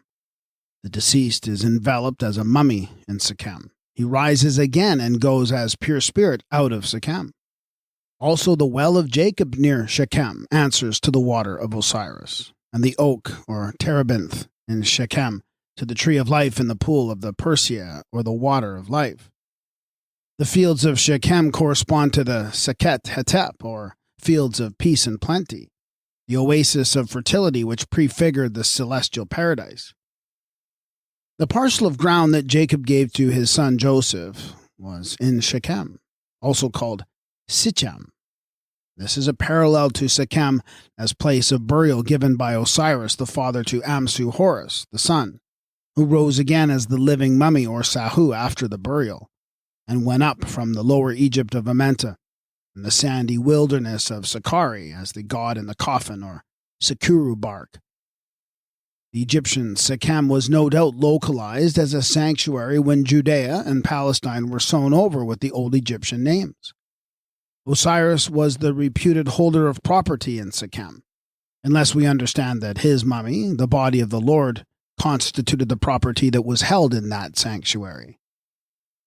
The lower Egypt of Amenta is a land of bondage to the Manis, who were doomed to labor in the harvest field. Chapter 5 is called the chapter by which work is not imposed upon a person in the nether-world, but provision is made for the work being done by proxy. Chapter 6 is the chapter by which the funeral statutes may be made to work for a person in the netherworld. Be thou counted for me, says the speaker, at every moment, for planting the fields, for watering the soil, and for removing the sands. Thus there was a system of enforced labor in the lower Egypt of Amenta. The land of bondage is likewise alluded to as the land of rule in the Book of the Dead. In the chapter by means of which the Manis came forth today and passed through Amma, or the Amahit, is said, "Hail to you, ye lords of rule or ruling powers, living forever, whose secular period is eternity. Let me not be stopped at the Mesket, or place of punishment. Let not the Sabao have the mastery over me. Let not your doors be closed upon me." And amongst other pleas in this invocation it is said, "Deliver me from the crocodile of this land of rule." Or, as a god interpreted, this land of bondage in the lower Egypt of Amenta. In this chapter, the crocodile has an evil character, and the evil crocodile is the mythical dragon, the dragon of Egypt, a figure of the pharaoh who kept the people in bondage and would not let them go out their prison house. In the Mescat, where the evil Sabao had the mastery over the Manis, who plead, "Let not the power of darkness obtain the mastery over me. I faint before the teeth of those whose mouth raveneth in the nether-world." The Apap dragon of Amenta is the real pharaoh who held the people in bondage, but in certain of the Semitic legends, Atum Ra, the great judge and punisher of the wicked, has been mixed up with the cruel pharaoh who would not let the people go. According to the Arab traditions, the name of Pharaoh who detained the chosen people, the elect children of light, was known as Tamuzi.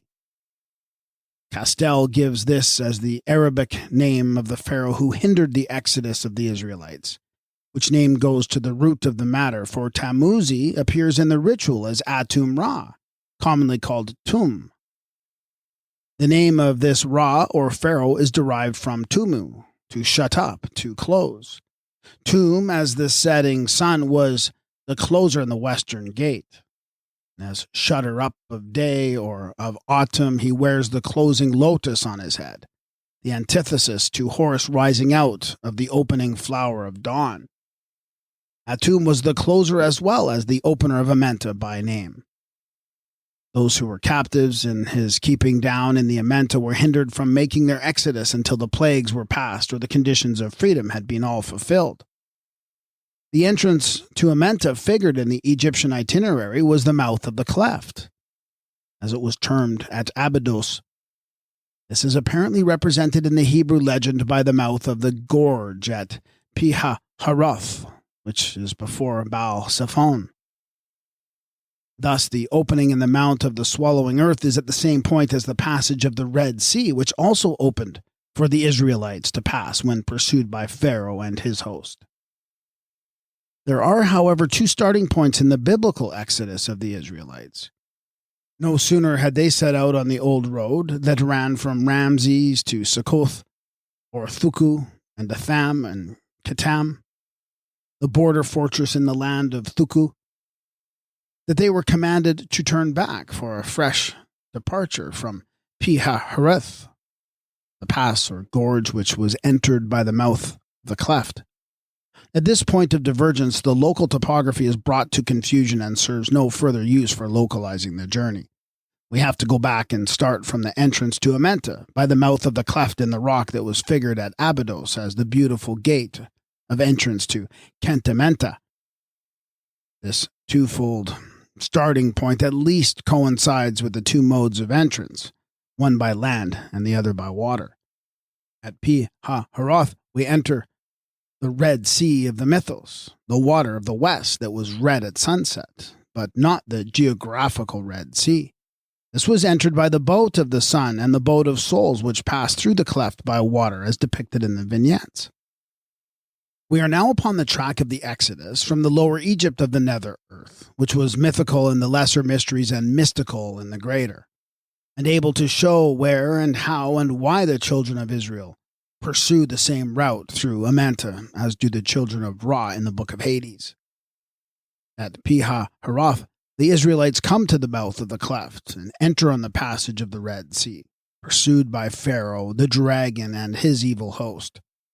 In the book of Exodus, the Israelites, of course, are treated as the glorified and the Egyptians as the powers of darkness. the conspirators against the elect, the chosen, the children of light, or according to the ritual by the Apap dragon and the Sabao, whose habitat is in the Red Sea of the mythos and therefore was not geographical.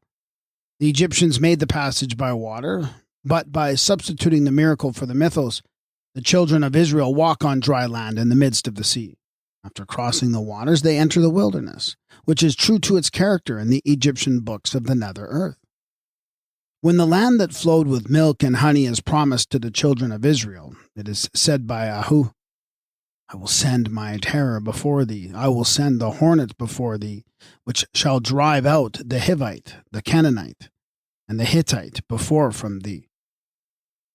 Now the hornet, wasp, or bee was a type of Ra, the solar god, and thence of the Egyptian pharaoh. Hor Apollo says, they depict a bee to denote a people obedient to their king. The force of the creature's sting being emblematic of the supreme power.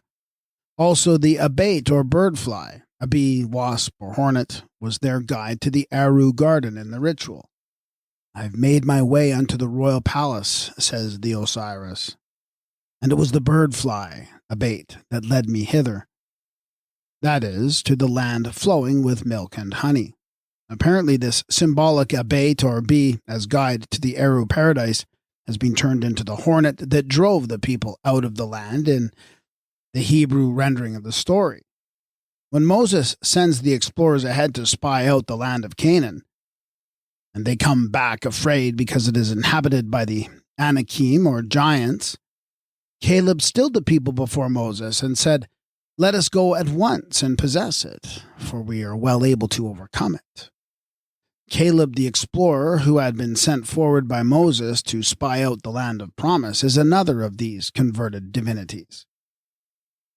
In the Semitic languages, Caleb is the dog, and the dog as Egyptian was the jackal, Apuat, the guide of ways, the zootype, which was the guide of ways in the solar mythos, and the guide of souls to the Garden of Amenta, wherein grew the grapes of paradise and Brobdingnagian clusters, which are to be seen in vignettes to the ritual. Shu, as son of Ra, is the great leader of the people to the promised land. Anup, the jackal, equals dog, was the guide, and these two are represented in the book of Numbers by Joshua, or Hoshea, the son of Nun, and Caleb, the son of Jephunneh.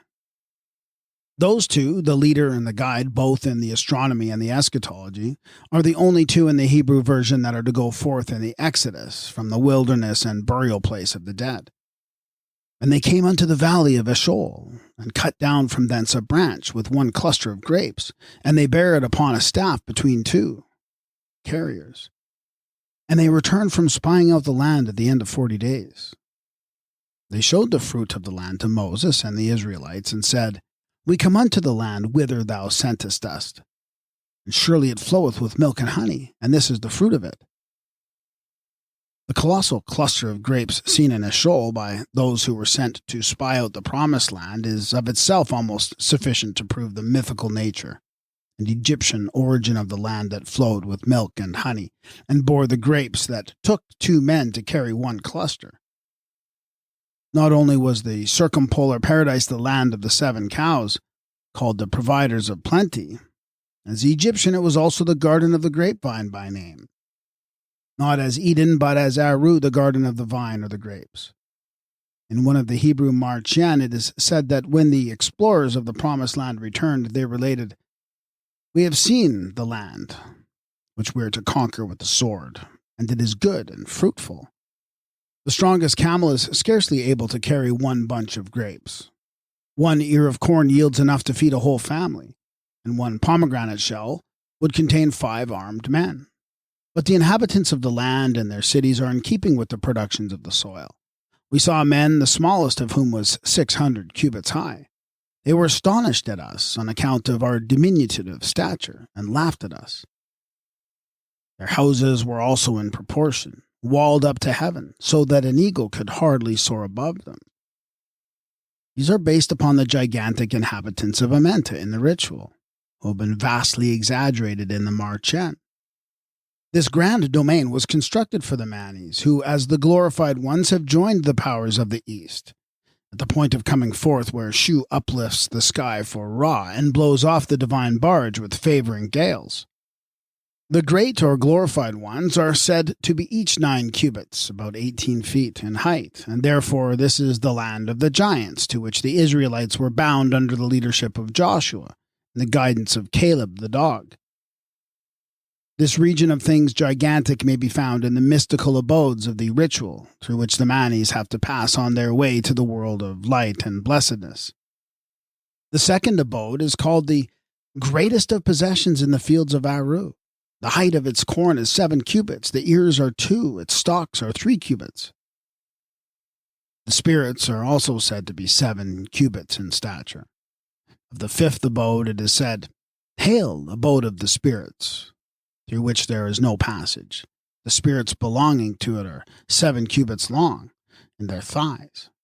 They live as the wretched shades. Oh, this abode of the spirits. In chapter 109, the inhabitants are 9 cubits in height. The passage through the Hades in the 11th abode is described as the belly of hell. There is neither coming out of nor going into, on account of the greatness of the terror of passing him who is in it. That is, the devouring demon, the Moloch. The same fear is reflected in the faces of the spies from the land of giants. They had seen the same sight. The Moabites call the giants who dwelt there in times past the Emim, and the Amam and the Egyptian are the devourers. Am is the male devourer, Amti the female devourer in the ritual. As said in chapter 109, it is the glorified ones, each of whom is 9 cubits in height, who reap the Aru fields, in the divine domain of the Promised Land, in presence of the powers of the East. The giants as Rephaim are also Egyptian. These giants of Amenta and the religious mysteries still survive in the grotesque masks of the Christmas pantomime, which represent the huge inhabitants of an underworld that is the lowermost of 3, the highest of which is on the Mount of Glory. Emim, Anakim, Rephaim, and Zemuzimin are all giants. Hence the Anakim under different names, 9 cubits high, and this land of the giants as Egyptian was in the nether earth, the original of the Hebrew Sheol, in which the giants are identifiable as non-human inhabitants of a foreworld that had passed away. It is to that foreworld and its people, the children of darkness, that the writer of Deuteronomy refers, and as its inhabitants were altogether mythical or eschatological, the children of Israel and of Lot, who drove them out and destroyed them utterly, could not be human, nor the transaction humanly historical. The land of the mythical giants can be localized in Amenta, but not elsewhere. The lower or subterrestrial paradise, otherwise called the Garden of Aru, was the garden eastward, the garden of the mount in Amenta, which was in prospect throughout the journey. This was the paradise to which Shu-an-Hur was the leader from the western mountain, and Anup-ap-Uat was the guide as dog or jackal. It was the paradise of all good things, including the gigantic grapes and grain, the milk and honey, as types of food and drink in everlasting plenty. The point of emergence from Amenta was at the double gate of glory on the summit of the eastern mount. Otherwise expressed, this was the place of exit from the lower to the upper Egypt of the mythos as celestial localities. An-Hur was the uplifter and supporter of the heaven and its inhabitants by night. Shu was the deliverer by day who brought the solar orb to the horizon. In the Hebrew rendering, Moses sustains the role of An-Hur, and Joshua that of Shu, the halves of the whole round being extended to the circle of the year. The earthly paradise was planted as the Alu or Elysian fields to the eastward of the nether earth, where stood the tree of life, and where the mountain of the double earth was climbed to get a glimpse of the land promised that was visible overseas. Upon this mountain Moses stood to view the landscape or rather the skyscape. The lower paradise was but a picture and a promise for the wanderers in the wilderness of Amenta. The upper was the paradise of all the ancient and pre-solar legends. Thus far the deliverer, as An-Hur or as Moses, was the conductor of the children of Ra, or Israel, High on Mount Hetep in the heaven of eternity was the paradise of spirits perfected. This was the land of promise and final fruition, both in one, the land overflowing with milk and honey. The milk, called the white liquor, which the glorified ones love, was supplied by the 7 cows, providers of plenty in the meadows of the upper Eru. Here also was the land of corn in limitless abundance. No words could say how much. Lower Egypt was a land of corn, but the legendary promised land of corn, honey, and oil was in the Eru fields of the mythos. These were the fields where the corn grew 7 cubits high, with ears 3 cubits long, and in eternal plenty for all comers. The landing place upon Mount Hep, at the summit of attainment, is called the divine nome of corn and barley. The Egyptians were already tillers of the ground when Ptah laid out and planted the lower Eru paradise as their other field of work, and an earth that was ruled or tyrannized over by the powers of evil, headed by the Apap dragon. This was the earth of the abyss, the primeval desert which had to be reclaimed by the pioneers and planters of that underworld. It was laid out strictly on the allotment system. Each one of the manis had a portion in which to plow and sow and reap. The seed grown in the harvest field of life on earth was garnered up to sow and bring forth 100-fold in this, the field of divine harvest, which was so magnified by tradition because its bounty had been divinized. The Egyptian authorship of a paradise of peace and plenty is preeminently shown by their converting the earth of eternity into a world of work, the harvest field that was cultivated by the manis, who dug and hoed and sowed in it, and reaped the corn according to their labors. Amenta was made from sand converted into fertile soil, well watered by the all-enriching Nile. It was like Lower Egypt, the land of honey, the land of the sycamore fig tree, which was a veritable tree of life to the Egyptians. It was the land of the grapes that grew in clusters of prodigious size. It was the country of abundant corn. Not that the Egyptians thought the other world a replica of this, but such was the natural plan on which they wrought in making out the unknown by the known. They dramatized another intermediate state, and acted the eschatological drama in accordance with conditions familiar to them in this world. The Eru paradise in Amenta is copied from Egypt in the upper earth. The fulfillment of all blessedness was in its being a likeness of the dear old land made permanent and perfect in the spirit world. It was the promised land for those who were prepared to take possession of it and drink of the sacred Nile at its celestial source. Its tree of life was the same sycamore fig tree that had always been the tree of life and food in season. The journey from the lower Egypt of the mythos through the deserts of Amenta was from west to east, from the place of sunset to the point of sunrise, which was called the Solar Mount of Glory. At sunset, Anhur-Shu upraised his mansion of the starry firmament, which he uplifted nightly, standing on the steps of Am-Kamem. This represented a stellar picture of the Upper Egypt, or the Upper Paradise, for which the wanderers in the wilderness were bound. At dawn, the Mount of Sunrise in the garden eastward was attained. This was the mountain of Amenta, also called Shenu or Sheni, Sinai. Shina in Egyptian signifies the point of turning in the orbit of the solar course. This point was figured on the mountain where the lions rested as supporters of the solar disk at dawn, or Shu uplifted Ra from out the darkness of Amenta, and held the orb aloft with his 2 hands. At this point, Anhur's place as leader of the chosen people was taken by his alter ego Shu. The magic papyrus describes the warrior god as king of the Upper and Lower Egypt, and his 2 characters of Anhur and Shu-Si-Ra. By night, Shu-Anur was the uplifter of the firmament for the Egyptian exodus, or coming forth today from out the darkness of Amenta, or of Egypt and the desert. Under the name of Anhur, he is the leader of the upper heaven, rod in hand. His starry image probably was seen as Regulus in the constellation of Cepheus. The ruler there, arrested with the rod or staff still lifted in his hand. He repels the crocodile or dragon coming out of the abyss. The crocodile that is the dragon of Egypt and the pharaoh of the Hebrew writers. This repelling of the crocodiles that issued from the abyss corresponds to the overthrow of Pharaoh, or the dragon and his hosts in the Red Sea. Anhur is the lord of the scimitar. He is designated smiting double horns. The god provided with the two horns like Moses, uplifted is the sky which he maintains with his two arms, like Moses. This twofold character of Anhur is indicated when he is described as the king of Upper and Lower Egypt, Shusi-Ra. This was the Egypt of Amenta. Thus, as the king of Lower Egypt, he was the Anhur, the uplifter of the firmament for the chosen people to come forth. At daybreak he assumed the character of Shu, the son of Ra, who lifted up the solar disk at dawn on the horizon, otherwise upon the Mount of Sunrise. As Regulus, on the horizon of the zodiac, the leader of the Manis, changed to Shu, who was then called the double abode of Ra.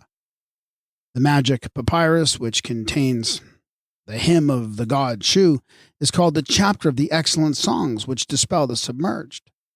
It is the celebration of the great victory of the Apap reptile and all dangerous animals lurking in the depths of the mythical Red Sea. It is said to Shu in the hymn, "Thou leadest to the upper heaven with thy rod in that name which is thine of Anhur. Thou repellest the crocodile coming out of the abyss in that name which is thine of repeller of crocodiles." The crocodile, of course, is the dragon of Egypt. The wicked are overthrown by Anhur, the valiant as the lord of event. His sister Tefnut accompanies him. She is a form of Sekhet, the goddess in her fury, the chastiser of the wicked. She gives her fire against his enemies and reduces them to non-existence. She is the Kamite prototype of Miriam, the sister of Moses. Tefnut accompanies her brother in his battles with the Sabao and the submerged. Elsewhere, she changes her shape into a weapon of war. She shouts her defiance against the wicked conspirators, exclaiming, "I am Tefnut, thundering against those who are annihilated forever, and against those that remain floating on the waves like dead bodies on the inundation," just as it was on that day when Israel saw the Egyptians dead upon the seashore. Tefnut, the prototype of Miriam, gives her fire against her brother's enemies to reduce them to non-existence by their being submerged in the waters, where Miriam the prophetess, the sister of Aaron, took a timbrel in her hand, and all the women went out after her with timbrels and with dances. And Miriam answered them, "Sing ye to the Lord, for ye hath triumphed gloriously. The horse and his rider hath he thrown into the sea." Moses corresponds to Anhur. He is the leader of the children of Israel during the first part of the journey towards the Promised Land. He conducts them through the Red Sea, where Israel saw the Egyptians dead upon the seashore, through the sandy wilderness, the waterless wastes, and the ways of darkness. Then came Amalek and fought with Israel in Rephidim. This, as we reckon, was the great battle of the autumn equinox. It was not a battle fought by human beings once for all, on mundane ground, but a war betwixt the Lord and Amalek that went on forever, from generation to generation, because it was periodic in the phenomena of external nature, and not a duel betwixt the Lord of heaven and an earthly potentate or people. The destruction of holding up the hands of Moses to maintain the equilibrium shows the equinoctial nature of the conflict. The going forth at the equinox is further identified by the month of the year. The Jewish New Year still begins about the time of the autumn equinox, a little belated in consequence of its not having been carefully readjusted. "And the Lord spake unto Moses and Aaron in the land of Egypt, saying, This month shall be unto you the beginning of months. It shall be the first month of the year to you." This was the year that opened with and was determined by the full moon, nearest to the autumn equinox. For 6 months thenceforth the moon was ruler of the year as the great light in the darkness of the double earth. Again, at the time of the vernal equinox, there is another poising of the scales, if not a standing still of sun and moon. And another great battle in which the sun god finally overcomes the dragon of darkness and all evil powers that war against the light of life and welfare of the world. also against the children of Ra on their journey as souls or manis from the lower Egypt, of the mythical Amenta to the upper heaven on the Mount of Glory. The present writer has previously suggested that the name of Moises, or as some Hebrews pronounced it, Moishi, was derived from the dual name of Shu, one of whose names as Ma, the other Shu, and Ma-Shu denotes Anhur, who manifests in the two characters of Ma and Shu. In the address to the god it is said, "Thou blowest the divine barge off with the favorable wind in that name which is thine of the goddess Ma." Thus Ma, the goddess of truth, law, and justice, is here identified with Shu in a feminine character. The feather of Anhur also reads both Ma and Shu. Ma as light and Shu as shade. But after all, the origin of the name is of little importance compared with the traits of character. This female character of Ma-Shu has also been assigned to Moses. There was a tradition reported by Suidas that the Hebrew lawgiver and author of the Jewish laws was a Hebrew woman named Musu, which is equivalent to Ma-Shu in Egyptian. Shu is the very personification of light and shade. The name reads both light and shade. This dual character of the god is to be read in the face of Moses, who wears the glory on it when in presence of Lord upon the mount, and who covers or shades his face when he turns to speak with the people in the valley. He likewise is the personification of light and shade. Moses under the veil is Shu in the shade. Moses wearing the glory of God upon his face is Shu, who sits in his father's eye, the eye of the sun. Shu Ari Hemsnefer, who keeps his residence radiant, which is a title of Shu at Philae. When Moses had done speaking with the people, he put a veil on his face. But when Moses went in before the Lord to speak with him, he took the veil off until he came out.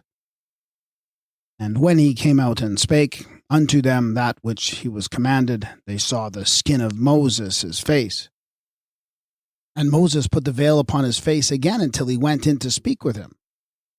The glory on the face of Moses is described as sending forth horns, which is a way of portraying the god provided with two horns. That is a title of Anhur. Moses performs the same act as Shu, as the supporter of the firmament, but in the heaven with 12 supports instead of the earlier 4 erected by Shu Anur, which followed a readjustment that was made by the Hereshti of On in the heaven of Atum Ra. Anhur was the elevator and supporter of the heavens, and Shu-Si-Ra is the upholder of the solar disk. Moses, with his arms uplifted on the mount, or with the rod of God in his hand, is the Hebrew version of Anhur, the sustainer of heaven, standing on the mount. Joshua, who becomes the supporter of Iyah, the solar god, is identical with Shu when he is the son and supporter of Ra upon the horizon east and west. Shu was at first the son of Nun, the deity of the celestial water, who was also called the father of the gods. He afterwards became the son of Ra as the supporter of the solar disk on the horizon, with his 2 hands. Joshua also had a double character like Shu. In the first he is called Hoshea, the son of Nun. In his later role, Joshua becomes the upholder of Ihu, and his change of name is connected with the change in character. The name of Joshua contains the name of Ihu, united to a word signifying assistance or help. In the form, it denotes a lifting up, an upholding, as in the Egyptian name of Shu, to uphold, which describes him in the character of the uplifter to Ra, the solar god. This should suffice to demonstrate the identity of Joshua, the son of Nun and the supporter of Ihu, with Shu, who became Shu-Si-Ra, as the uplifter of the solar disk. Thus, Shu, the son of Nun and supporter of the firmament as an elemental power, was afterwards personalized as the supporter of the sun god Ra. Ra is Ihu. The name of Shu denotes the supporter, and the deity whom he supported on the mount was Atum Huhi. And in this character, Shu became the leader of the children of Ra, or of Israel, as Ioshua, who proclaims himself to be the supporter of Ihu in the book of Joshua. The firmament is the Nun by name, and Shu, the uplifter of the firmament, is called the son of Nun. Thus, Shu and his uplifting of the firmament is the uplifter of his father.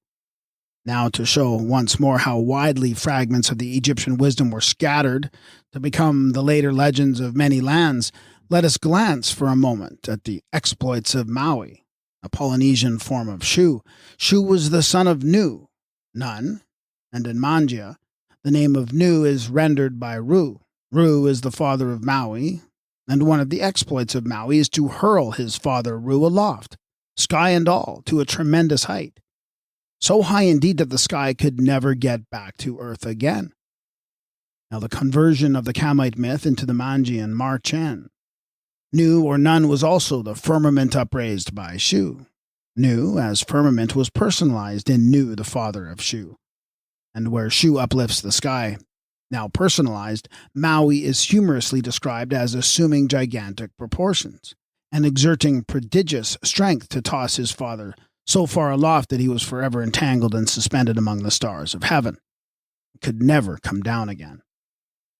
Various legends derived from the Egyptian mythology were compounded in the Hebrew book of Exodus. One of the most remarkable of all the parallels to be adduced is to be seen in the fact that in one particular type there's a blending of Shu with Horus and Horus Shuti, and that this is repeated in the story of Moses, who represents the deliverer as Horus in the Ark of Papyrus, and Anhur in other aspects of the character. Moses is the waterborn. Josephus explains the name as signifying one who was taken out of the water. Pharaoh's daughter called the name of the child Moshe, and said, "Because I drew him out of the water." Shu Anhur likewise is the waterborn. He is addressed in the magic papyrus as the unique lord issuing from the Nun, which is the firmamental water, and from which Shu, as the breathing force, was born as the son of Nun. The growth of a legend from its source in the primitive representation or mythicizing of natural phenomena down to its becoming humanized at last as biblical and historical may be exemplified by the story of the child who was saved from the waters in a little ark of bulrush or papyrus reed. It is told of Sargon in Assyria, of Maui in New Zealand, and various other children who were drawn forth from the water at the time of their birth. It is the myth of the child Horus, first and far away the oldest in the world. The story has to be read backward in Hebrew a very long way before its primal meaning can be comprehended. In going back, we meet at first with the child Horus floating in an ark upon the waters. The speaker in the ritual at the time of his rebirth says, "I am coffined in an ark, like Horus, to whom his cradle is brought." This cradle is often represented as a nest of papyrus reed, equals the ark of bulrushes in the biblical version. This, in its most primitive Egyptian form, was the flower of the papyrus plant, or later lotus. On this, child Horus is upborn from out of the waters, which led to the Egyptian ark or boat that was made of papyrus reeds. When the legend of child Horus on his papyrus, or in his nest of reeds, took its Hebrew form, the little ark in which the child was saved is made of bulrushes, or some other form of rush called, which probably represents the Egyptian comma, a reed, the reed of Egypt, therefore the papyrus reed. According to the legendary lore, repeated with a wise word of caution by Josephus, the young child Moses, saved from the river in the ark, was adopted and named by Thermutis. This name is a title of the great mother, Mut in Egyptian, the consort of Amun-Ra.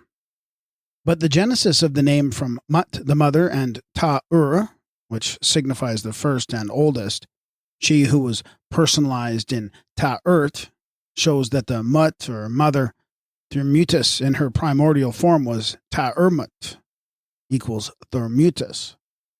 Again, we learn from the same source that the black or Ethiopian woman who became the second wife of Moses was named Tharius, or Tharvis. In the Greek rendering of the Egyptian Ta-ur or Ta-urt, this name becomes Thoris, and in Ta-urt we can identify the prototype of Thermutis and the original of Thoris or Tharius. Both the foster mother and the wife of Moses are here traced back to the old first mother as Taurt and Thermutis, who are one and the same in the Egyptian goddess that first brought forth the divine child from the waters or from the marshes and the bulrushes, as Uati or as Apt, the water cow, the most ancient form of the Great Mother in Egyptian mythology. In the Hebrew legends, the same Old Mother, under two names which are resolved into one, supplies two characters as the foster mother and the consort of Moses. Now the old first mother, Ta'urmut, who saved the young child from the waters in her primitive ark, is designated the mother of him who was married to his mother. In like manner, the mother or foster mother and wife of Moses are one and the same in Tort, who was both mother and spouse of Sebek, the youthful solar god. Moses is saved from the water by Thermutis, Ta'ur-Asmut, the mother, and he was married to Thaurus, who is the same by name and nature as Thermutis. Thus Moses also was both the child and the consort of his mother, which had been the status of the young sun god from the time when the human fatherhood had not been individualized. Lastly, the two characters of the old first mother were represented by the two mothers in the Osirian mythos. These are the two divine sisters, Isis and Nephthys, into which the old first Genetrix was divided as the water mother and the mother earth. Isis is the wateress. Hes, her name, signifies the liquid of life. Nephthys is an earth mother who carries the basket of seed on her head. As is said in the ritual, Horus the child is produced by Isis from the water and nourished by Nephthys on the earth. And these two forms of the Divine Mother can be detected even in their biblical guise as the mother and the foster mother of the young child Moses, one of whom saves him from the waters in the Ark of Bulrushes, just as Isis mothers Horus in the element of water, and Nephthys nourishes and mothers him on land. There's nothing human or historical about the young child saved from the waters under any name whatsoever, in any kind of ark, no matter in what language the legend may be told, or in what waters the little ark may float. The same legend is related of the mythical Sargon in the cuneiform tablets. He says, "My mother the princess conceived me. In a secret place she brought me forth. She placed me in a basket of reeds. With bitumen my exit she closed. She gave me to the river, which drowned me not." When Sargon says, "My mother knew not my father," he is claiming to be that divine child whose only parent was the divine virgin mother, like Neith, the bringer forth of Horus, or Helios, without the male progenitorship. The hidden birth of the child Horus is also repeated for the Hebrew infant, of whom it is said that when his mother saw that he was a goodly child, she hid him 3 months, to preserve him from the death decreed by the cruel Pharaoh. The time may not be given in any known hieroglyphic text, but the length is correct according to the astronomical data. Child Horus at a later time was born in the winter solstice, and the concealment in the nether earth came to an end in the vernal equinox. Therefore his mother hid him in the marshes and the rushes of Amenta for 3 months. When the babe was placed in the ark of bulrushes and laid in the flags by the river's brink, his sister was in charge of him. And his sister stood far off to know what would be done to him. And in the hymn to Osiris it is said of the child Horus, his sister took care of him by dissipating his enemies and repelling bad luck. She is wise of tongue and beneficent of will and words. As was the sister of Moses in her suggestion to the daughter of Pharaoh. Horus on his papyrus is the youthful god uplifted from the dark waters and saved from the coils of the Apap reptile. A salvation that is effected by the two divine sisters, Isis and Nephthys, one of whom was the conceiver of the child, the other being the nurse. Here, as elsewhere, it is the same in the mythos as in the history. In the biblical version, the daughter of Pharaoh and the sister of Moses take the place of Isis and Nephthys. Here, the cruel Pharaoh in the book of Exodus plays the same part as Herod and other tyrants who massacre the innocents, inasmuch as he commands the two midwives to kill all the male children at the time of their birth by drowning. The human innocents were to be murdered en masse, so as to include the divine child in the massacre. Only 2 midwives were appointed to deliver all the parturient women of Israel in Egypt. The mythos will also answer for this limited number. In the Osirian system, the divine child was brought forth by the 2 sisters, Isis and Nephthys. In an earlier rendering, these were Sekhet and Neith. Josephus states that the 2 midwives given to the Jewish women by the Pharaoh were Egyptians. And as the midwives were but 2 for all the multitude of the children of Israel, they are evidently a form of the 2 mythical bringers forth, who were Isis and Nephthys in the Osirian religion, and Iusis and Neb-Hetep in the cult of Atum-Ra. In certain of the extra-biblical features of the Mosaic mythos, the lower Egypt of Amenta is plainly indicated as the real land of the Exodus. For example, when Moses went into India, he and his army enjoyed the light of the sun during the nighttime, and this could only occur in the lower earth, which the sun illuminated by night, that is, the land of Amenta. India, Sindhu, and Hendu each represent the Egyptian Kentu, which is the name for the interior. Thus, we identify the mythical India with Kentu, and Kentu is the interior within the earth where the sun shone at night for Moses and his warriors in the Osirian Kentu Amenta. Also, when Moses is identified with Shu-Anur, this may account for his legendary reputation outside the Bible history as a mighty warrior.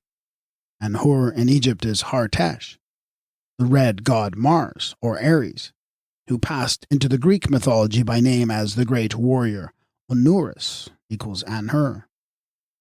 Shu-Anur is addressed under various names connected with his deeds. Thou wieldest thy spear to pierce the head of the serpent Nekau, in that name which is thine of the god provided with horns.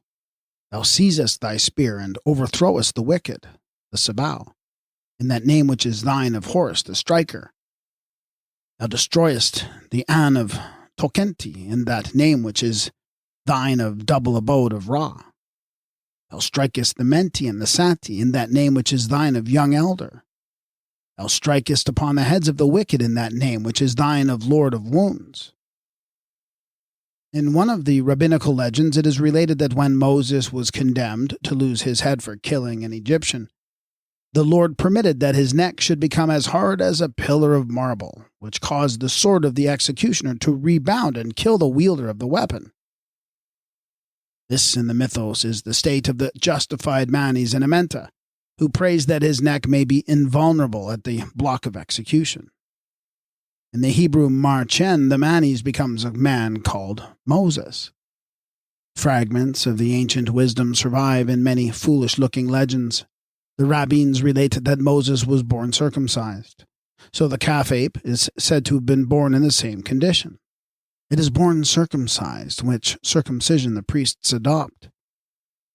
Now, Shu, in one of his diverse characters, is said to have taken the form of a calf ape. Thus, Shu, or Mashu, as the ape in the mythos becomes the man Moses, or Moshe, who is said in the Marchen to have been born circumcised when the anthropomorphic type had taken the place of the zootype. In another legend, Shu the giant is portrayed as acting the part of a crazy man. The two characters are coupled together when it is said, "Thou didst take the form of a calf ape, and afterwards of a crazy man." This may possibly supply a gloss to the action of Moses when he waxed angry and smashed the tables of the law. For this reason, Shu in this character is called the Giant of 7 cubits, or he represents a shrine of 7 cubits, and he is then commanded to make a shrine of 7 cubits. And Moses, after breaking the tables of the law and acting uncommonly like a crazy man, is commanded by the Lord to hew 2 other tables of stone, like unto the first, so that the Lord might write upon the second tables the words that were on the first set, which the crazy man had broken. Shu-Anur is described as he who putteth a stop to them whose hand is violent against those who are weaker than themselves. This is the character in which Moses begins his personal history. The first thing he does is to slay an Egyptian whom he saw oppressing a Hebrew, and bury his body in the sand. On the second day, behold, 2 men of the Hebrews strove together. And he said to him that did the wrong, "Wherefore smitest thou thy fellow?" This contention in the ritual is betwixt the twin brothers Sut and Horus when Shu and Hur reconciles the two warrior gods, where Moses tries to reconcile two fighting men who were fellow Hebrews. Moses is said to have built an altar, and to have called it Jehovah Nissi, the Lord is my banner. This, to say the least, is suggestive of a title of An-Hur, to whom it is said, Thou comest here upon thy stately stand in that name which is thine of being in thy stately stand. Or on the standard, Am-At. Here there is the same dual rendering possible as in the Hebrew, the stately stand and standard being equivalent to the banner. Moses carries the rod of God in his hand. With this rod he divides the Red Sea for the people to go over on dry ground.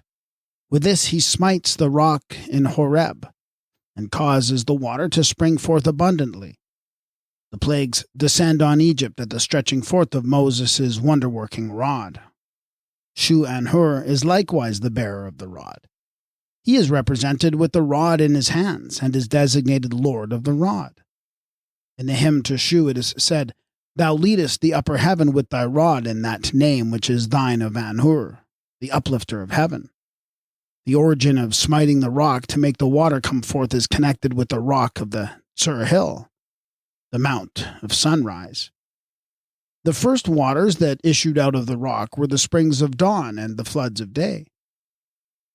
In the ritual we meet with the hero who caused the water to gush forth. He says, in the character of the Great One, who has been developed into a chief, I make the water to issue forth, or I make the water to come. The striker of the rock with his rod or staff was Shu-An-Hur, the impersonator of the force that burst up out of the rock at sunrise, when the waters of the day were once more set free. The water of dawn is called the water of Tefnut, she who is the twin sister of Shu, and of which water the children of light drink abundantly. As one of these, who are the prototypes of the children of Israel, says, I drink abundantly of the waters of Tefnut. The waters of dawn or the tree were ascribed to the female source, whether as Tefnut or as Hathor. And it is noticeable that in the Hebrew version, the first to make the water come forth by miracle for the people to drink is Miriam, whose relation to Moses is identical with that of Tefnut to Shu. The legend of the one God who reveals himself upon the summit of a rock, whether to Shu or Moses, is a matter of mythology, not a subject of human history. And as such the mythos is Egyptian. And God spake unto Moses, and said unto him, I am I-Hu, and I appeared unto Abraham, unto Israel, and unto Jacob as El Shaddai. But by the name of I-Hu I was not made known to them. In the original rendering of the mythos, Ra reveals himself to Shu, and the elders as the deity and spirit living in truth. He has become greater than the God who created him. He tells them that, although later in point of time, he is the one primeval source who has been giving them light all the while. And in this new character, he assumes his sovereignty as God over all, the one beside whom there is none other. This is the deity in the ritual who says, I am the self-originating force. Behold me, how I am raised upon my throne. He is no longer merely solar or one of the 7 elemental powers. He is the God in spirit, the spirit that is divine, and a type of that which lives forever. This accounts for the change of name or title which follows the change in status. Ra was known by other titles in the mythos, but as Huhi, the Eternal, he was previously unknown. In this character, the god reveals his secret self as the Supreme One, whose name is then expressed by the titles of Huhi, the Eternal, and Ra, the Holy Spirit. The Hebrew deity Ihu was not simply the one God in a single form of personality. He is the Egyptian one God in his various attributes. He is the one God both as the Father and the Son, who in the words of Isaiah is the everlasting Father and the Prince of Peace, who as Egyptian was Atum Huhi, the Eternal Father, and Iusa, the ever-coming Son.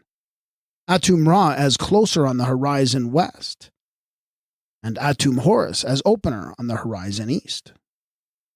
He is the Egyptian god of Sinai as the Lord of Sheni, the god who was lifted up in his ark shrine of the sanctuary on the mount, He is the god of the Urim and Thummim, or lights and perfections, the Uri or Urur, of the winged disk and other figures of the Egyptian symbolism, the one God who was solar in the mythos and the Holy Spirit in the eschatology.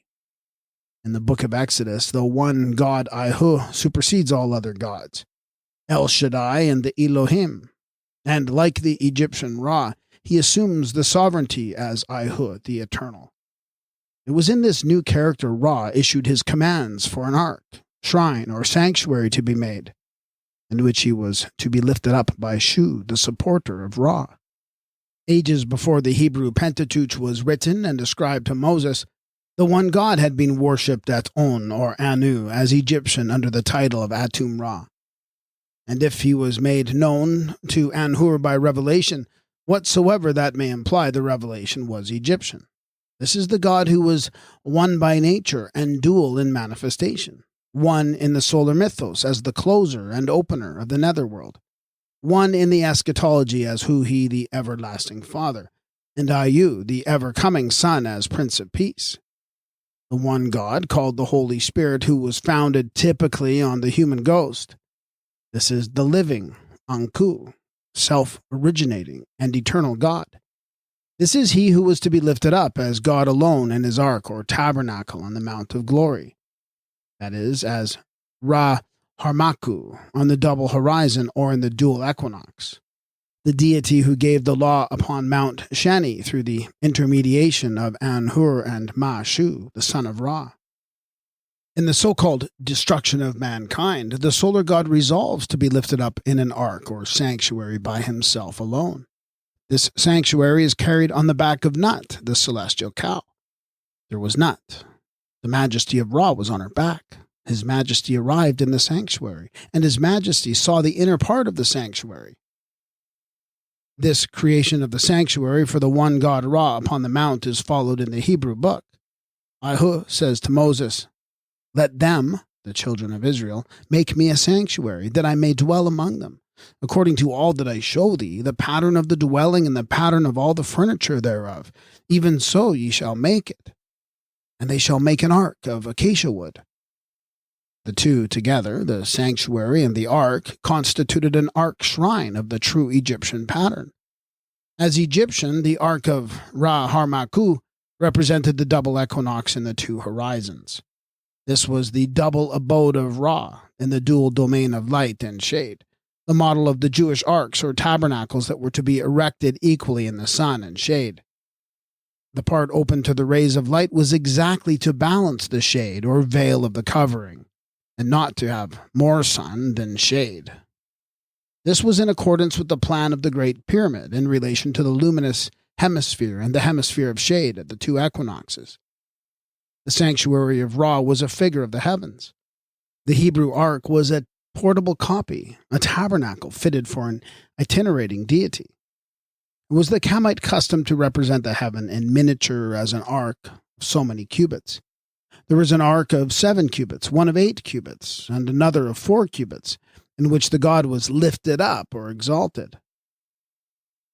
Inside the ark, there was a shrine for the deity, with the figure of the god within the sanctuary. As water was the primary element of life, the nature powers were held to have come into being by water. Hence, their images were placed within the shrine that was carried on board the papyrus bark and borne upon the shoulders of the priests.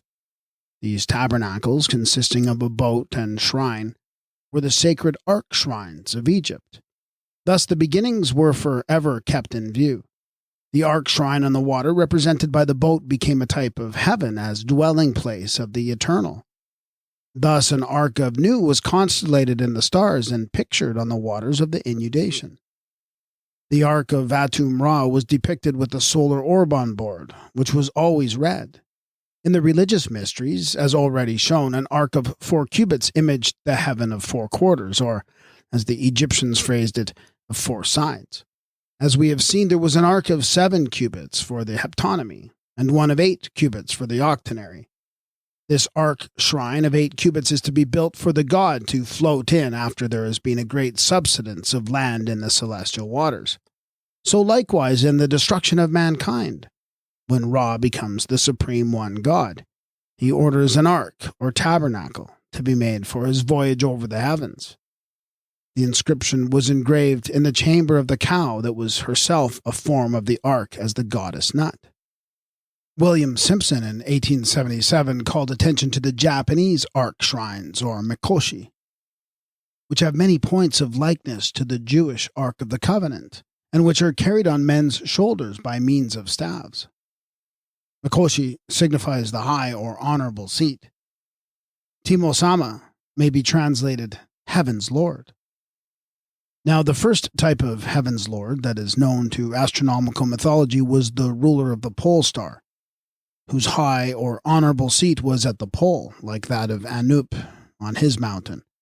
In some of these arcs, we are told there is the small figure of a deity, which is no doubt the Heaven's Lord intended by the name. There were 7 of these lords of heaven altogether, who, as here suggested, had been rulers of the 7 pole stars in succession.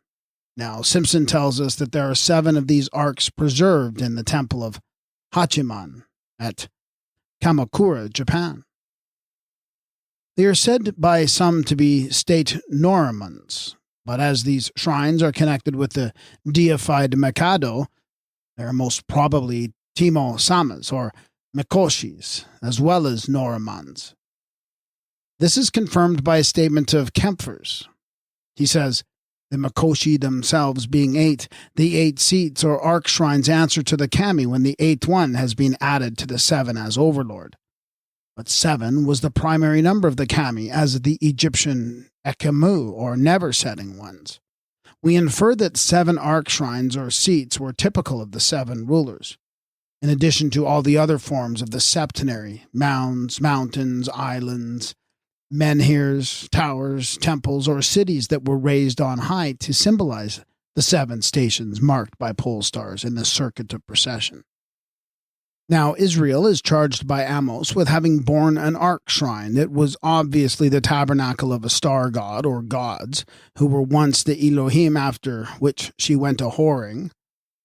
The passage in the Revised Version runs thus, Yea, ye have borne Sikkuth your king, and Chiun your images, the star of your God, which ye made to yourselves. The most probable rendering depends on Sikkuth being a tabernacle or ark of the god, corresponding to the Egyptian Seket for an ark, shrine, or cabin, and on Chiun from Chun, denoting the pillar or pedestal of the star. Kun signifies to found, set up, erect, heap up, and establish. It denotes the highest point at the center and is applied to the founding of the world. The name was assigned to Saturn as god in the highest. But Sut was the earlier founder of a world as god of the pole, in conjunction with his mother, who first represented the mount. The Sikkuth as tabernacle, ark, or female abode is equivalent to the Ben or Beth of the child, the god or king who, as Sut, was figured at times within the cone. The Chun as pedestal would be the pillar of the star, and the images would signify the arc of the pole and its star. In short, the Great Mother and her child, who were the primeval female and male as Apt, or the Egypto-Semitic naked goddess Kun, and Sut, later Sutanup. The so-called tabernacle was a hut, which agrees with the conical pillar or Ben as a figure of the pole. The god of the pillar originated as god of the pole. Sut was primarily and preeminently god of the pillar, and El Shaddai we hold to have been a form of Sutanup on his mountain of the pole. In the solar mythos, the mount was figured on or as the horizon at the point of equinox, the point of turning and returning from Amenta in the circuit of the year, or from the lower Egypt of the mythos. Hence it was named Mount Sheni, the Hebrew Sinai. This was the place of crossing or passing over the line in the Exodus, or coming forth from the land of bondage when commemorated as an historical Passover. The first day of the first month was the day of the equinox. The Hebrew dual year, sacred and civil, was based upon the double equinox. Hence the ark shrine of Ihu, Jehovah, is identifiable with that of Atum Huhi, whose title of Ra Harmachis shows that he was the deity of the double horizon, the double abode, or double sanctuary, first as Horus, next as Ra. This may be gathered from the statement, "And the Lord spake unto Moses, saying, On the first day of the first month thou shalt rear up the tabernacle of the tent of meeting, and thou shalt put therein the ark of the testimony, that is, on the mount which was the equinoctial meeting point upon the summit, the point at which the rescued spirits went on board the bark of Ra, as represented in the ritual. The tabernacle of the tent of meeting is the full title of the portable dwelling place that was built for Ihu on Sinai, according to the imagery shown to Moses in the mount. Moreover, thou shalt make the tabernacle with 10 curtains. The length of each curtain shall be 28 cubits, and the breadth of each curtain 4 cubits. These numbers correspond to the ark of heaven in 10 divisions, with the 4 corners and the 28 measures of a lunar zodiac. 10 cubits also was to be the length of each board of acacia wood. The 7-fold candlestick we look on as a figure of the celestial heptonymy and its mystery of the 7 stars. It was thus the symbolism was confounded and continued in the later rendering of the imagery. The mount of the horizon in the equinox was the place of the 2 lions called the Shinyu, which also tend to identify the mount with Sinai. These 2 lions, the 2 Kerfu or cherubs that support the sun upon the horizon, are repeated in the 2 cherubim that were portrayed upon the Ark of Testimony. One symbol of Mount Hetep is a table piled with food. This is reproduced in the table of shewbread. It was to be always set as the oblation in the presence of the Lord. Ihu was to commune with Moses from between the 2 cherubim. The position is that of Atum Ra Har Maku in the equinox when he rises as the sun god from betwixt the 2 Kerfu or lions on the mount. Atum Ra Har Maku was the lion god of the double force, or the power and glory of the sun upon the mount of the horizon. He rose up betwixt 2 lions, which imaged the double solar force, and was also represented by the forepart and the back part of the lion. The lion in sign language was an Egyptian type of the terrible. This was applied to the sun or solar god as an image of his double force, and represented by Anur and Tefnut. The hinder part of the lion that is carried on the head of Anur is a sign of force. But the forepart, the face and front of the lion, which reads Pepe, denotes the glory of the double force. The forepart of the lion, or the lion god, being the symbol of his glory, this was not to be seen by Moses, who was told to stand in the cleft of the rock whilst the glory of the Lord, or forepart of the lion, passes by, and he is only to see the deity's hinder part. As Egyptian, the cleft in the rock was the place of entrance to and egress from Amenta. The solar god who rose again as Lord of Terror was the lion of the double force, the power and the glory of the god being figured and differentiated by the hind part and the forepart of the lion. In strict accordance with Egyptian symbolism, the dual nature of Ihu was made known to Moses. That is, if the promise was kept and the Lord revealed his hinder part. Moreover, it was made known by means of the lion or the man-lion as zootype. Moses asks to see the glory, and the Lord replies, Thou canst not see my face, and live, so terrible was the glory imaged by the lion's face. The glory being in front, the power was behind, and this alone could be seen by the mortal who desired to live. The unbearable glory obviously depended on the Lord as solar lion, because he had first shown his face to Moses as a man. And the Lord spake unto Moses face to face, as a man spaketh unto his friend. On one occasion, when Anhur comes into the presence of the solar god, it is said, Turn thou back, O Rahu. Turn thou back from before his mightiness. The glory, or as otherwise said, from him who keepeth watch, as is himself unseen, or is not to be seen, which is equivalent to the Hebrew, Man shall not see me and live. Now, according to the astronomical mythology, with the twin lions stationed east and west, the lion on the hinder part was to the west, the lion with the face of glory to the east, the place of sunrise. The entrance to the nether earth was in the west. This was the side of the Amenta through which the first of the 2 leaders was Moses. He was to see the back part only, whether of the double horizon or the god in person, or the lion of Atum Ra. Thus, the statement that Moses was not to see the glory or forepart is equivalent to his not being allowed to enter the promised land upon the other side of the water, which was visible from the mountain of Amenta that reached up to the sky. As shown by the vignettes, there is an Egyptian origin likewise for the burning bush, in which the one God was manifested to Moses in Mount Horeb. The Lord as Ayahu Elohim was previously revealed to Moses in his solar character. As it is said, Moses was keeping the flock of Jethro, and he came to the mountain of God unto Horeb. And the angel of the Lord appeared unto him in a flame of fire out of the midst of a bush. And he looked, and behold, the bush burned with fire, and the bush was not consumed. And Moses said, I will turn aside now and see this great sight, why the bush is not burned. Now this burning bush is to be seen full blaze in pictures to the ritual. There is a vignette to chapter 64 in which the burning bush is saluted. In the text, the golden unbu is a symbol of the solar god. It is a figure of the radiant disk which is depicted raying all aflame at the summit of the sycamore fig tree, which thus appears to burn with fire, and the tree is not consumed. It images the Lord of the resurrection going forth from the state of the disk to give light. The Manes, without shoes on his feet, saluting the tree with the flaming disk in or upon it, from which there issues tongues of flames, addresses the God concealed in the solar fire, who is going forth from the state of the disk, saying, Shine on me, O unknown soul. I draw near to the God whose words were heard by me in the lower earth. This was the burning bush in which the sun god manifested as Tum, whose other name is Ayu or Unbu, the burning bush being the solar Unbu. There are two corollaries following this identification.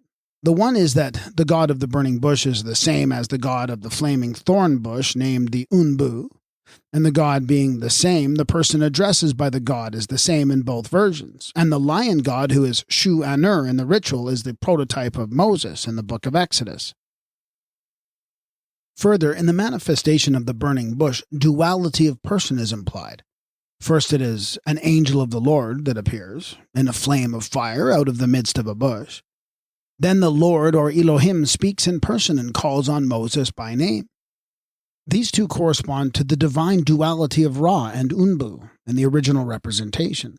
When Unbu, Horus or Ayu, as the ever-coming Son of God, the Eternal Father, Huhi, is the manifester for Ra in the flowing thorn, the burning bush then is identical with the golden Unbu of the Egyptian Book of the Dead, and the golden Unbu of the pyramid texts is literally the golden bough of later legends, as in the English work of that name.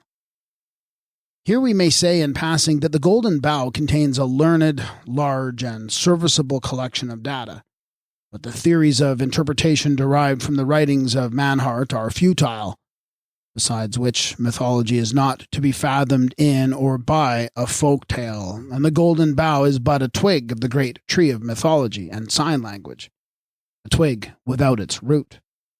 The reception of the work in England served to show how prevalent and profound is the current ignorance of the subject matter. It was hailed as if it had plumbed the depths instead of merely extending the superficies.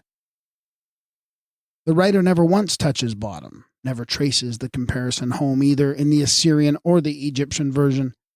In the former, for example, Gilgamesh goes to the other world in quest of the tree of life and the fountain of youth. His desire is to learn how to become immortal. In that other world across the water, not in the nether earth of Aralee, there grows the tree of renewal. Like the Kamite Unbu, it is described as similar to the bush of hawthorn in flower, and its thorns are said to prick like the viper. When Gilgamesh touches the shore of that upper paradise, he is told of this tree, shrub, or plant, and it is said that he can lay hold of it without his hand being torn. Gather a branch and bear it away. It will secure him for eternal youth.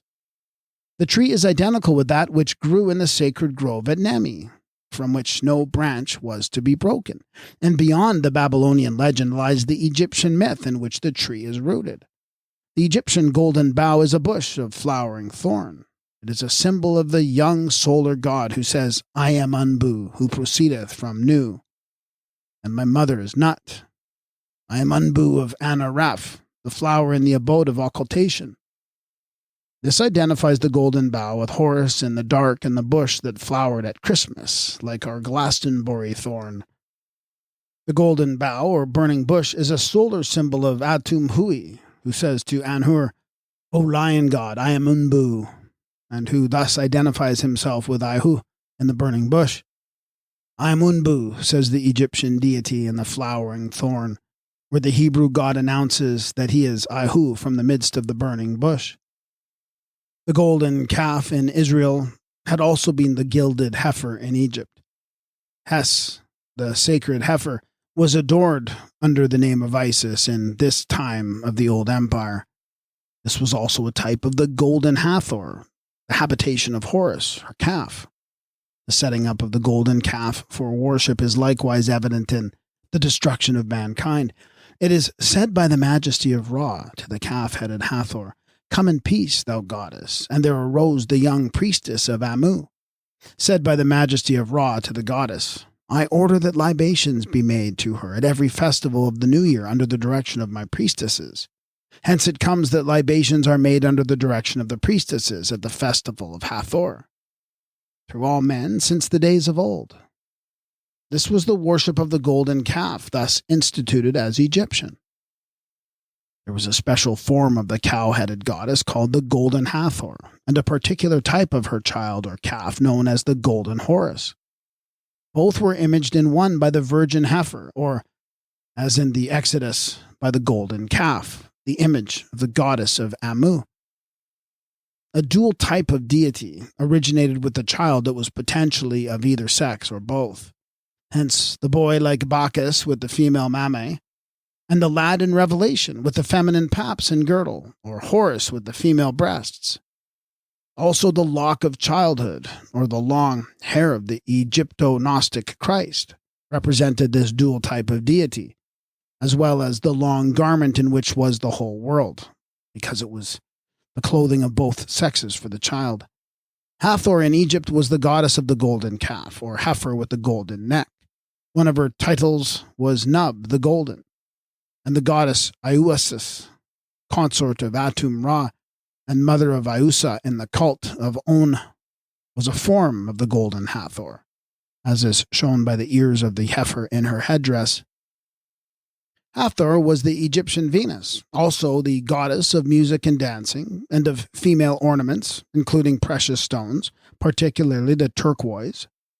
The calf or heifer of gold was a befitting figure for the cult whose gods were Ayu the calf, Iusas the cow, and Atum Ayu the bull. The gods which they, the Jews or Ayus, brought out of Egypt in the Hebrew Exodus. So soon as the metal was fused, the image fashioned, and the calf set up, the festival of Hathor Isis followed. And Aaron made proclamation and said, Tomorrow shall be a feast to Ihu. And they rose up early on the morrow and offered burnt offerings and brought peace offerings. And the people sat down to eat and drink and then rose up to play. The festival was phallic, for the people remembered Iusas, the consort of Ihu, and the divine mother of the non-ethnical Jews who were born Egyptian. In connection with peace offerings, one might mention that Iusas was also called Nebhetep, the Lady of Peace, and her son, Hemhetep, was the prince who comes with peace. But the libation to the cow-headed or calf-headed goddess was turned into waters of bitterness when Moses, according to the story, took the calf and burnt it with fire, ground it into powder, and strewed it upon the water, and made the children of Israel drink of it. There is but one calf mentioned in the book of Exodus, but in the first book of Kings we see the type is dual. The king took counsel and made 2 calves of gold, and he said, Behold thy gods, O Israel, which brought thee up out of the land of Egypt. These in Egypt were the heifer that imaged the mother as the goddess Iusis, and the calf of Iu, her Sa or Su, that is her son, Iusas being a form of the golden Hathor, who was the goddess of Mount Sinai. Also it was pardonable, if not pleasing in the sight of Ihu, that Jehu did not forsake the golden calves of Jeroboam. The golden calf was the great symbol of sin in the eyes of the monolaters, because it was a figure of both sexes and preeminently sacred to the divine mother, Neith, Hathor, or Iusas. Although the one god as the god in spirit was evolved in the Egyptian cult of Ptah and Atum-Ra as Huhi, the eternal, he was compounded with the child and mother of an earlier religion. His consort Iusis was form of Hathor, the mother of fair love, who was the Egyptian Venus, and the child was Au-Amhetep, the wise youth who became the Hebrew Prince of Peace. These were the gods which brought the Hebrews up, or were brought up by them out of Egypt. The later monotheists sought to exclude the child and mother from the nature of the deity, which was a holy family in itself, consisting of the father, mother, and child. The mother was cast out, for the god to be imaged by a figure of the father alone, but the goddess was continued in her types of the birthplace. Hers were the ark, the tabernacle, the sanctuary, the temple, the meshkin, the holy of holies, as the abode of the divine child or reborn God. Hence the Hebrew tabernacle or ark shrine is the mishkan, which as Egyptian is the meshkan, the chamber of birth that was imaged in the constellation of the thigh, or haunch of Nut in the astronomical mythology. This change had been made in the theology of Anu, as witnessed by the legend of the cow in the tomb of Seti I, in which the god is lifted up in his sanctuary as male alone. Nevertheless, there was a continual recrudescence of the old Egyptian cult, and a return to the worship of the mother, as is shown in Israel by the setting up of the golden calf, and the denunciation of it by the later writers. This worship of Hathor and the Mount had already extended from Sinai to Jerusalem as an Egyptian cult. Eusebius relates that when Constantine was about to build the basilica, he discovered a mound of Venus, already raised above the Saviour's tomb. This was a mount of a mother, who was Hathor Iusis in Egypt, and no one was buried in or born from the typical mount of Venus except child Horus, or his other self, Au-Amhetep, whose mother was a form of the Egyptian Venus. The primitive mound had been perpetuated as it was in the Tel El Jehudia, near On, the mount which typified the means of ascent from the valley of Amenta to the summit, where the glorified elect were taken on board the bark of Ra, is variously represented in the Hebrew version of the Exodus. As in the astronomical mythos, it is the one mountain with several names, and being celestial, it may be localized in numerous sacred sites on earth as the place of worship. The mount upon which Moses stood in conversation with Ihu is identified with the celestial height, when it is said to the children of Israel, "Ye yourselves have seen that I have talked with you from heaven." This again is celestial as the mount on which the pattern of the divine dwelling or ark and tabernacle of the Lord was shown to Moses. In the ritual, it is the mountain of Amenta that touches the sky. It is said almost in the opening of the book of Exodus, when the call is made to Moses by Ihu, "When thou hast brought forth the people out of Egypt, ye shall serve God upon this mountain," which is here called Mount Horeb, the mountain of God. It is also said of the chosen people in this ancient fragment of the mythos, "Thou shalt bring them in and plant them in the mountain of their inheritance, the place, O Lord, which thou hast made for them to dwell in, the sanctuary, O Lord, which thy hands have established, where the Lord shall reign forever and ever." This was in the Mount of Jerusalem on high, the celestial mount of the gathering and congregating together in the Aru Salam, equals Aru Hetep in Jerusalem, below by those who built the city as outcasts, or colonists from Egypt. The mountains are several. Elsewhere, it is Mount Zion or Sinai. But the mountain of God, the holy mountain, is one because it was astronomical. Therefore, in the eschatology, it is the mount for which they were bound as spirits, and not as leprous and abominated mortals fleeing from the land of the pharaohs. In making the passage from Amenta, the supreme object of attainment is the Mount of Peace and Plenty, called Mount Hetep in Egyptian. Hetep is a word of various meanings besides peace and plenty. It is the mount of the oblations, one sign of which is a table piled with provender. The mount itself presents the oblations to the gods and the glorified upon the summit, on a scale that is worthy of the eternal feast. And this, we would suggest, is the prototype of the oblation described by Ezekiel, which is colossal in its magnitude. It is commanded that a huge oblation shall be offered to the Lord, with the sanctuary in the midst thereof. It is to be an oblation from the oblation of the land, just as Hetep was the oblation to the heaven, from the offerings made by the worshippers on earth as contributions to the table of the Lord. The mound builders raised their mount or mound of oblation in Britain the size of Silbury Hill. Here it is to be a city the size of paradise, or the New Jerusalem, the eternal city built upon the square, and therefore a heaven of the four quarters, raised upon 12 pillars erected round the mount. The difficulty of identifying Sinai as a geographical mount, according to the book of Exodus, may be explained when we know that the beginnings were not geographical, and that the mount on which Shu and Hur shared the throne of Ra, his father, was the mountain in Amenta, not on earth. It was the stellar mount of glory in the Eschatology, which had been the mount of sunrise in the Mythology. After the passage of the Red Sea in the Exodus, the children of Israel arrive at the wilderness of sin, which is between Elim and Sinai. This wilderness can be identified in the ritual with Enrutef, the region of sterility. After passing the red pool, lake, or sea, we come to the desert of Enrutef, which is said to be near Sheni.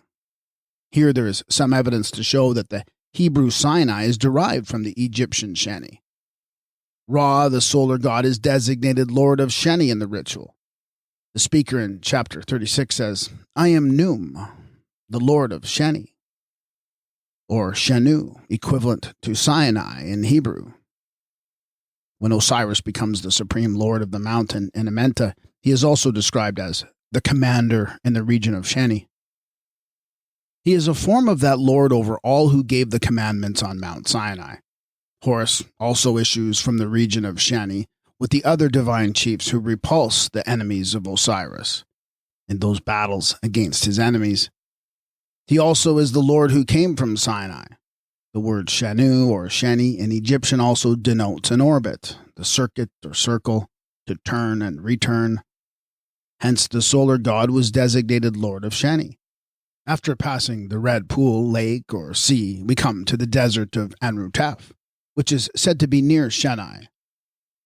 Here there is some evidence to show that the Hebrew Sinai is derived from the Egyptian Sheni. Ra, the solar god, is designated Lord of Sheni in the ritual. The speaker in chapter 36 says, I am Num, the Lord of Sheni, or Shenu, equivalent to Sinai in Hebrew. When Osiris becomes the supreme lord of the mountain in Amenta, he is also described as the commander in the region of Sheni. He is a form of that lord over all who gave the commandments on Mount Sinai. Horus also issues from the region of Sheni with the other divine chiefs who repulse the enemies of Osiris in these battles against his enemies. He is also the Lord who came from Sinai. The word Shenu or Sheni in Egyptian also denotes an orbit, the circuit or circle, to turn and return. Hence the solar god was designated Lord of Sheni. Mount Sheni, as the place of turning and returning, is the mount of the equinox. This was the mount of the two lions, and these also are the Sheni by name. Ra may be Num or Amen or Atum, according to the cult. The Ra of Anu was Atum, otherwise Huhi, whom we also identify as the Hebrew god Ihu. In the vignettes to the ritual, Atum Ra, the one God living in truth, is portrayed upon the summit of the Mount of Glory, with the seven spirits praising him upon the mount of the circle of turning and returning, and of the lions. Therefore, Mount Sheni equals Sinai. The Mount of Glory in the ritual is represented in the book of Exodus as a mount of fire, or the Mount on fire, that is, with the solar glory. The circuit of fire about the mount is the Shenyu of fire. This occurs as the title of a chapter in the ritual. Thus, the sun god Ra, or Atum Hui equals Iha, was the lord of Shenai. His throne was on the Mount of Glory, where he sat surrounded by the Shenyu, who formed the divine circle of the celestial court. The Shenyu of this chapter, says Renuv, are living personages who attend upon the Osiris and greet him on the Mount of Glory with their acclamations.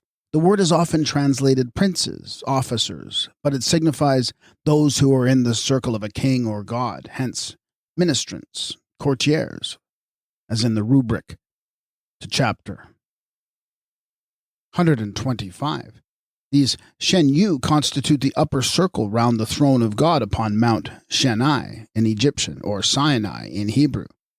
Here it may be noted that the Japanese call their divine kami, the 7+1 primeval powers, the Shin, whence came the Shinto gods, which, as stellar, correspond to the Egyptian Shenyu, who are a group of gods in the upper celestial circle, and of whom it is said the Shenyu marshaled the Osiris on his way to the Mount of Glory.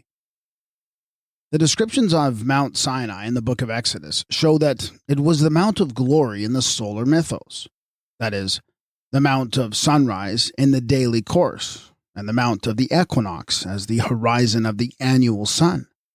Various meanings of the word Shenai coincide in showing that the typical Mount Sinai, Sin, or Bashan was the Mount Shenai in the Egyptian astronomical mythology. We have to remember that as far back as the time of the first dynasty, Egypt included the mount and surrounding region of Sinai as part of the double kingdom. Thus, the Sarabit el-Kadim was considered very holy ground by the Egyptians 7,000 years ago. It was the seat of Hathor there, whose sanctuary of the mother was a primitive cavern in the rock. The turquoise mines of the Sinaitic Peninsula were also worked by the Egyptians for the gems of the goddess to whom they were consecrated. In fact, Mount Sinai was Egyptian at any time from 7,000 to 13,000 years ago, both as a geographical locality and as a sacred site. The deities who were worshipped on it were likewise Egyptian. It was the seat of Hathor, of Atum Ra, and Horus, the calf. There is a vignette to the ritual in which this dynasty of divinities from On or Heliopolis may be seen grouped together on the mount. The scene portrayed is on Mount Shenai, which became the Hebrew Sinai. In this, as in the Osirian dynasty of deities, Atum the father was the bull, Iusis the mother was the cow or heifer, and the calf as a type of renewal for either sex was an image of all three, as was the child Horus in the anthropomorphic representation. The calf is again represented in another vignette in presence of the god with the worshipper, in the attitude of the adoration behind the calf. This is literally the worship of the golden calf, which was a dual image of both Hathor, the Egyptian Venus, and of Horus as her calf. So ancient is it, when measured by the mythos, that Horus is the crocodile-headed Sebek, as the son of Hathor, who was represented at Anu by the heifer-headed Iusis. These three are designated the powers of the East. Horus of the solar mount is represented by the calf in presence of the great god Atum Ra and the star of dawn, or of Hathor as the morning star. Professor Petrie's explorations show us that the transformation of this old Egyptian religion into a Semitic or Syrian cult took place at the Sinai, amongst the miners, many of whom were no doubt slaves who were sent to work the mines, according to the Egyptian practice of devoting captives to the service of the gods. But the goddess Hathor and her child Horus, who were the objects of worship at Sarabit el-Kadim in the Sinaitic Peninsula, did not originate as Syrian or Semitic deities. They were Egyptian from the first, and were continued wheresoever the Egyptian miners went, whether as the diggers for the turquoise gems of Sinai, the tin of Cornwall, or the gold of the Zimbabwe in Mashanland. The summit of Amenta at the head of the valley was attained upon the horizon in the east. It was the Mount of Glory in the solar mythos, which is Sinai. the mount of the glory of God, and the seat of judgment in the book of Exodus. This is the height on which the kneeling Anhur, in the character of Shusi Ra, uplifts the solar orb upon the horizon, called the Mount, from the summit of which the hosts of darkness were hurled down the steps and for the time being annihilated. Also from this Pisgah height the promised land was visible as the paradise across the firmamental waters, which are represented by the river Jordan in the Hebrew Exodus. A peak of Mount Sinai in Arabia Petrea is known by the name of Jebel Musa, the Mount of Moses, which is traditionally identified as the scene of the events and occurrences on the mount described in the book of Exodus. Taking Musa or Mushi to be the Hebrew equivalent of Mashu, the lion god Shu, Mount Sinai is a localized form of the typical mount on which the lion god stood to uplift the heaven or sustain the solar disk with his two hands. The peak of Pisgah Moses is shown the land here called Canaan, as the land flowing with milk and honey, oil, corn, and wine, which was one and the same in all the legends of this paradise of peace and plenty at the summit of the mount. Those who went up from the valley to the top of the mountain neither died there nor were buried there. They were the glorified spirits of the dead, or the leaders of the starry host, like Shu upon the mount of Am Kamen. Upon the solar mount of glory, or Mount Shenai, the mount of the Shenyu, was the Egyptian mat in which the law was given on the mount. This is the Hall of Justice. The mat was the double law court, first erected for Anup at the pole. But in the solar myth, the place of equipoise was changed, and the mat was represented where the annual or periodical assize was held. This was at the point of equinox, which was at one time imaged in the sign of the scales. Mat or Mati in Egyptian is the law. The mat was the hall of justice or of law. The tablets of Mati in the mat were the books of the law. Ages before Osiris was enthroned as the great judge in the mat, Atum-Ayu, the son of Ta, was the divine lawgiver in the great hall of justice, which was figured on the mount, with Anhur as the intermediary. A divine lawgiver was worshipped in Egypt as Atum-Ayu, the original giver of the law, which was given first by him to Egypt, not to Israel. But when Atum-Huhi had become the Hebrew Ahu, the law was repeated at second hand in Israel. The tables of the law are identical by name with the tablets of Mati, and the comparative process will show that the matter is the same so far as the Hebrew records go. And if the law were divinely revealed and had any superhuman authority, it would be as the law of Mati, which was first inscribed in the papyrus of Mashu or Anhur, and not as the law of the Hebrew Moses, written in the later letters of the Pentateuch. Several meanings are connoted by the word mat or mati in Egyptian, such as law and justice, truth and right. The equilibrium of the universe was expressed by mat, which represented the natural, immutable, and eternal law. The balance is a symbol of mat and its oneness in duality. It was erected as a figure of the equinox, or the two halves of night and day at equal poise. Makkah is a name for the scales and to weigh. The scales were erected at the place of poise and weighing in the equinox. Har-Maku was the deity of the double equinox, who represented the duality of Mati in the oneness of the equinox. The Sphinx was a figure of this duality and oneness at the equinox. The feather of Shu, or Ma, was another type of the same duality, in this case the duality of light and shade which meet and mingle in one at twilight.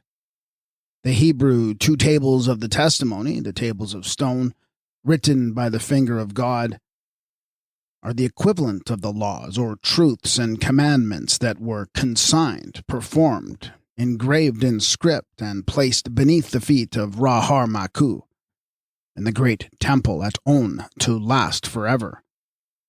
The tables of the law and commandments represent the tablets in the hall of Mati. The tablets in the ritual are expressly assigned to the god Atum-Ra. This whole heart of mine is laid upon the tablets of Tum, who guideth me to the caverns of Sut, or through the dark passages of Amenta, The tablets of Tum are records of the law, or Mat. They are kept by Tat, the divine scribe in the Hall of Judgment. We learn from the ritual that the Egyptian tables of the law are the tablets, or kanu, of Atu-Mayu. The same word denotes carving in ivory and engraving on stone. And Atum-Huhi is the Kamite original of the Semitic Iha.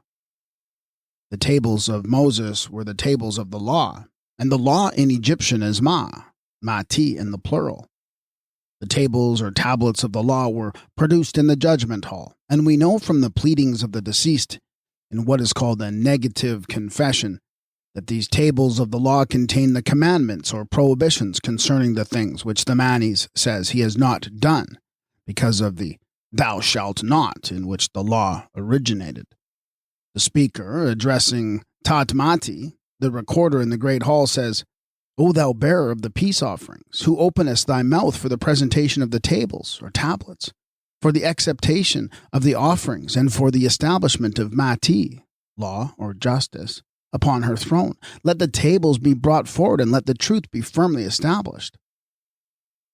These tablets, we repeat, were the tables of the law, Mat, or Mati. They are produced at the trial before the judges when the heart, character of the deceased is weighed in the balance of Mati, and the goddess of law or justice is established on her throne. Otherwise stated, when the law was given in the judgment hall upon Mount Sinai, or the mountain of Amenta, the religion of Egypt was based on Mat, that is, on law, or more abstractly, on truth and justice. And the law was impersonated in the goddess Mati, the Kamite original of the Greek Themis. It is said in the ritual, the gods and their symbols come into existence by virtue of law. This, in one sense, was by means of Ma, or Mashu, the intermediary betwixt the great God and the people, who was represented in Israel by Moses. It is said that the 10 Commandments were given by Ihu, the Egyptian Huhi, to Moses on Mount Sinai. The Jewish commandments, however, are not limited to 10 in number. The 10 are followed by a series of judgments or laws. And here it may be observed that the laws and judgments are identical in Hebrew, as in the duality of Mati for the law and justice in Egyptian. Also, in the book of Deuteronomy, 12 statutes are enacted under the form of commandments, enforced with 12 curses. And in the papyrus of Ani, there is a company of 12 gods sitting on 12 thrones as judges in the mat, or judgment hall upon the mount. A picture that suggests the house of the Lord in the celestial Jerusalem, of which it is said, there are set thrones for judgments, the thrones of the house of David. These, as described in Revelation, were likewise 12 in number. The Mat is identified with the Mount of God by Zechariah when he says, Jerusalem shall be called the city of truth, Mat, and the mountain of the Lord of hosts, the holy mountain. The law was given to Israel on Mount Sinai, where the sanctuary or divine dwelling answers to the Mat. Also, when Ihu comes to judge the world with righteousness and the peoples with his truth, that is according to Mati in the Mat.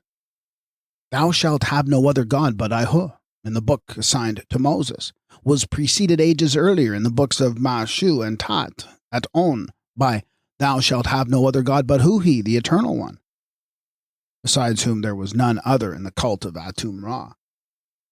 Thus the god Ihu is one with Atum Huhi, the Eternal. Mount Sinai is one with Mount Sinai, whether as the Mount of the Lions or of turning in the solar orbit, and Moses is one with Anhur. The tabernacle or sanctuary of Ihu is one with that of Atum Huhi. The tables of the law that were given to Moses are identical with the tablets of the law in the hall of Mati.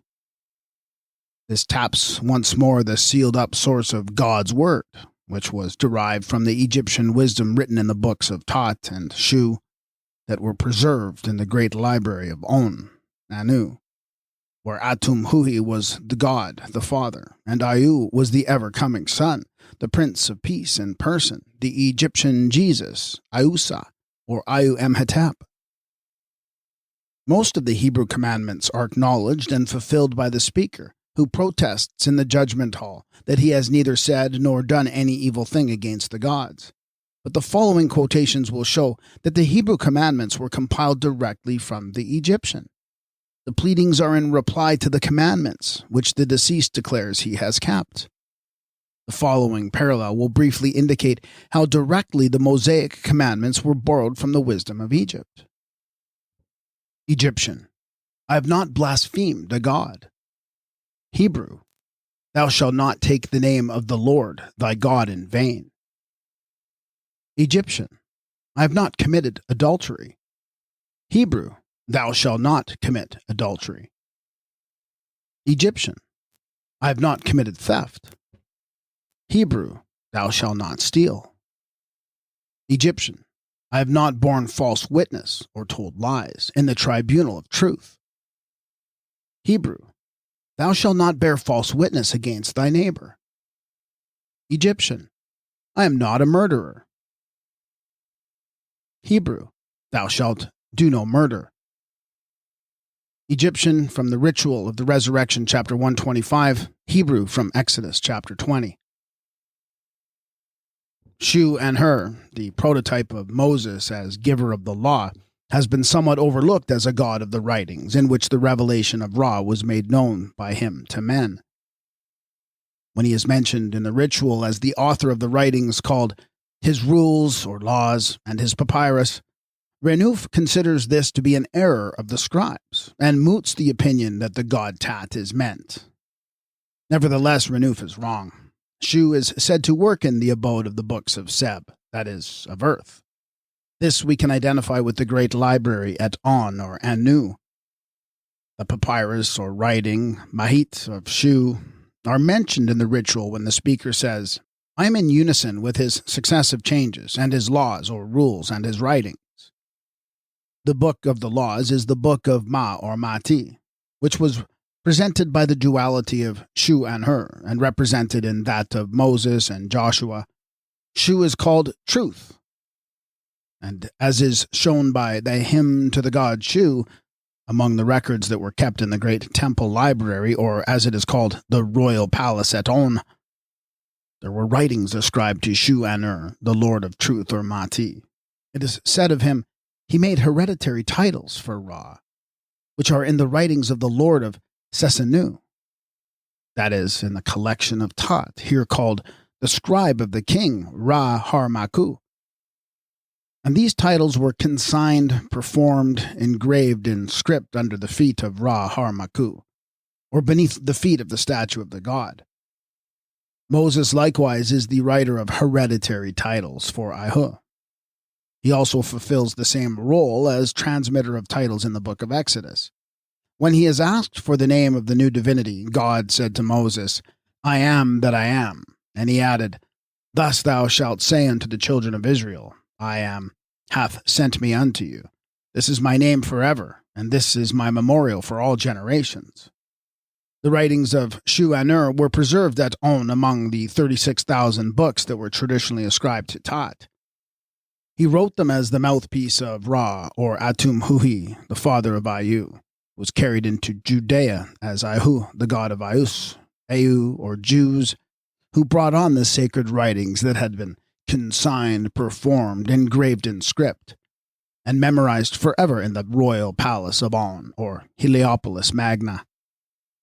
Now the priest named Osarsiph by Manetho, who was afterwards called Moses, is reputed to have been born at On, Anu, and to have been a priest of the great temple there, the temple of Atum Ra Harmaku, where the writings were kept, including those in which Ma Shu had made hereditary titles for Ra Harmaku to be transmitted from generation to generation for time and eternity.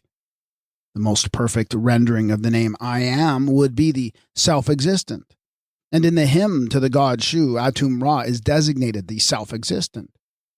Also, his other title of Keper signified he who is in the Egyptian tongue. Amongst the subject matter of the Exodus is the revelation of the one God that was made to Moses on the mount, which revelation had previously been made to An-Hur. It is to Anhur that the one god Ra, who is to supersede all other gods and elemental powers, is revealed as who he, the Eternal. Anhur is represented as being the medium of communication betwixt the god and mortals. His substance is blended with the substance of Ra, as intermediate power. He makes divine law known to men, magic papyrus. As it is said, the people present their offerings to the god with Anhur's own hands. Moses is represented as being the same to Ahu that Anhur was to Atum Ra, his medium for communication with the people, the medium that was the human mouthpiece for the god. So the ancestral spirit that inspires the Zulu Nyanga says to the medium, "You will not speak with the people. They will be told by us everything they come to inquire about." We learn from the very ancient magical texts that amongst the 36,000 books ascribed to Tot by tradition there was a particular collection known as the Four Books. These had the titles of 1. The Old Book, 2. The Book to Destroy Men, 3. The Great Book, and 4. The Book to Be as God. There was also a group of 4 books that were astronomical and astrological. Whether these were the same or not, the 4 books were in the Temple of the Sun at Anu or On, where Osarseph is said to have been a priest. The number does not coincide with that of the Pentateuch, but then the books originally assigned to Moses were only 4 in number, not 5. The wisdom of Egypt, in which Osarseph was so profoundly learned, would naturally be written upon rolls of papyrus in the library at On, from which it was carried forth in one of the exodes from Egypt.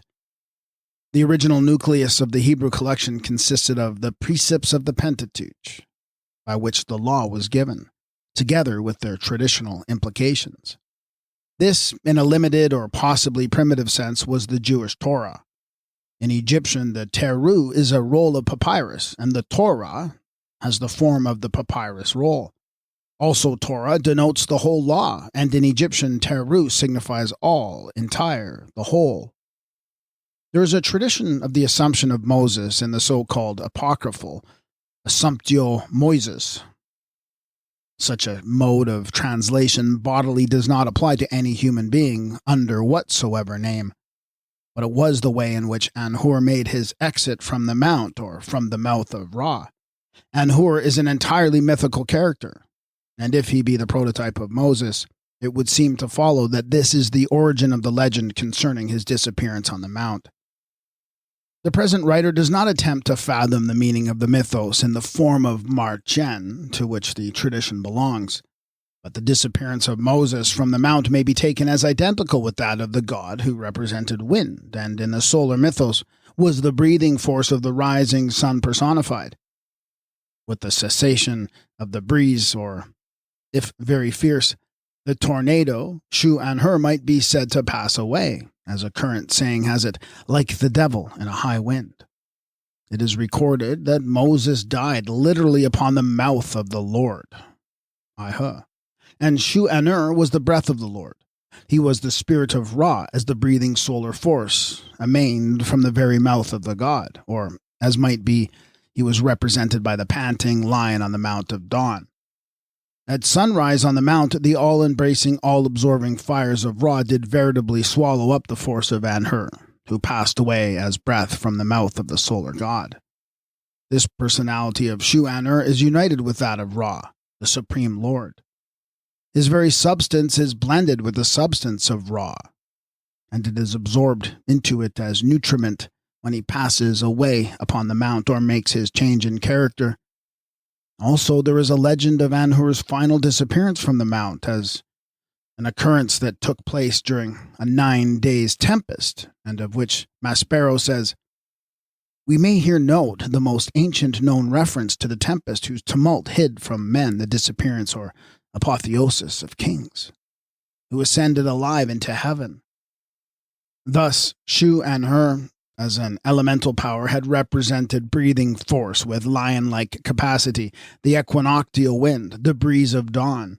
But in the solar myth, the increase of the twilight current was attributed to the sun. It was considered to be breath of Ra, the Lord of all, which died upon the Mount of Sunrise. This becomes the vanishing of Moses on Mount Pisgah. Alphi Jehovah, in the Hebrew Marchen. In rendering the fact, which was scientific in relation to Ra and Shu at sunrise, without due knowledge, the Hebrew writer has apparently made Jehovah swallow Moses bodily as a human being, although the statement is somewhat reticently made in causing him to die like breath upon the mouth of the Lord. This was the burial of Moses, and there need be no wonder that no man knoweth his sepulchre to this day. When Moses passed away or was dislimned upon that mountain of the Abarim, his role as army leader of the Israelites was taken over by the young man Joshua, who answers perfectly to Shu, when the part of Shu is carefully discriminated from that of An-Hur. An-Hur was the uplifter of the stellar heaven in various forms. His upliftings are mentioned in the texts, whereas Shu was the supporter of the sun god in the solar mythos. In the first character, he pushes up the heaven with his rod, as prototype of Moses with his rod. In the second, he uplifts the solar disk upon the horizon as the servant and supporter of the great god Ra.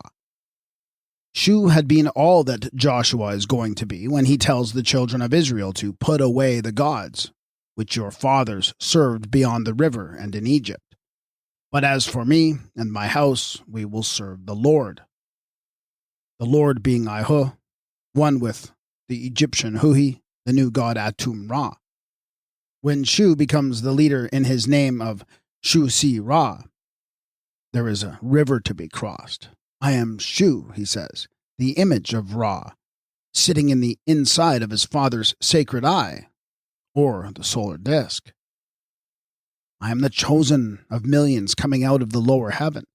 When my name is spelt on the bank of the river, then it is dried up. This, in the Hebrew account, is Joshua coming to the river Jordan. After the death of Moses, Ahu spake unto Joshua, the son of Nun, Moses his minister, saying, Arise, go over this Jordan, thou and all this people, unto the land which I do give them, even to the children of Israel. The white bull was the bull of Shu, who was called the bull, the master of strength. And according to one of the Jewish Marchen at the conquest of Canaan, Joshua rode upon a bull. When they came to the river, all Israel passed over on dry ground. It is the same with Joshua at the river as with Shu, at whose name, spelt on the bank, the waters dried up for the passage.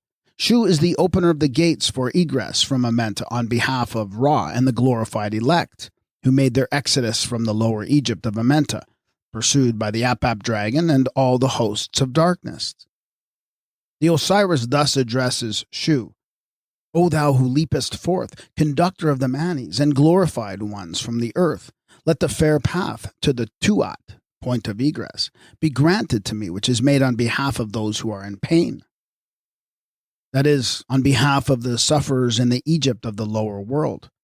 The earth here mentioned is Amenta, from which the Manes and the glorified were conducted first by An-Hur to the presence of the solar god upon the Mount of Glory, and afterwards by Shu on board the solar bark. Shu became the harbinger of Ra and leader in the coming forth from the lower Egypt, considered as an astronomical locality that was afterwards represented to be geographical in the Hebrew Exodus. Thus, in the round of night and day, Shu-An-Hur enters the Amenta at evening to conduct the children of Ra, up from the lower Egypt of the mythos. His alter ego, Shu, takes up the leadership upon the horizon east at dawn, to end the journey in the promised land or upper paradise of plenty and perpetual peace. The land of promise on the other side of Jordan is that paradise across the water which was on the summit of Mount Hatep at the pole. Hence the circumpolar paradise of the heptonymy, or heaven in the seven astronomes. Thus, in the book of Joshua, the promised land is mapped out and measured in accordance with the astronomical mythology of the heptonymy. When the racial names are added in place of the divine, the seven divisions are called the seven lands of the Canaanite, the Hittite, and the Hivite, and the Perizzite, and the Girgashite, and the Amorite, and the Jebusite. The final heaven attributed to Atum-Ra as an astronomical formation was in 12 divisions. This formation had been repeated in the making of Amenta. The previous heaven, considered to be antediluvian, was in 10 divisions. These were represented by the 10 circles of Ra in the ritual, and by the 10 divine domains of the blessed in the paradise upon the summit of Mount Hetep. The celestial formation was also represented by the 10 tribes that were lost upon the other side of the waters, and by the 10 sons of Jacob who preceded the 12 sons of Israel. But the later formation was repeated when Moses set a boundary to the mount and erected 12 pillars, according to the 12 tribes of Israel. The same figure of formation is again repeated when Joshua is commanded to set up 12 stones in the midst of the waters, and also in the Gilgal Circle, which became the lodging place of the Israelites, who were continually on tramp in making the journey of the Manes through the subterranean world, which was in 12 sections of space, with the 12 gates through which Ra passes with the blessed on his right hand and the damned upon his left, in accordance with the Egyptian rule of perspective.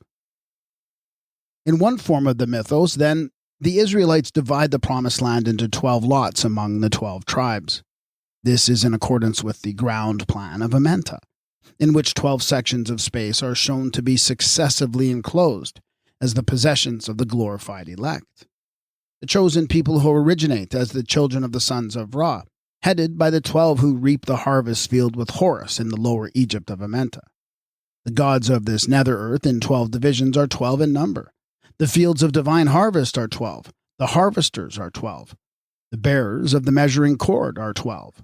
The lots are also 12, all being in accordance with the heaven that was mapped out in 12 domains. Thus, the land of promise in the solar mythos was the terrestrial paradise of legendary lore. This was the land mapped out in 12 divisions, where the type of plenty is the harvest field of Amenta, and the cultivators are the 12 with Horus as the children of Ra. They formed the 12 colonies altogether under the suzerainty of local gods, and were the prototypes of the 12 tribes called the children of Israel. In the second stage, the Promised Land is that more ancient circumpolar paradise upon Mount Hetep, first mapped out in the 7 divisions, where the water plants, Aru, supplied a primeval natural type of plenty. Both forms of the double paradise have been reproduced as Hebrew, one in the book of Exodus, the other in the book of Joshua. The land that was to be inherited by the children of Israel is also described as a form of the celestial heptonymy, which preceded the heaven in 12 divisions.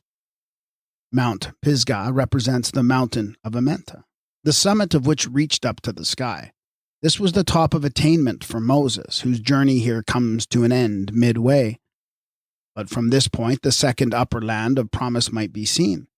This is the circumpolar paradise, or the celestial city in 7 divisions. And in attaining this upon the stellar mount of glory, Joshua brings the mythical Exodus to its own proper ending.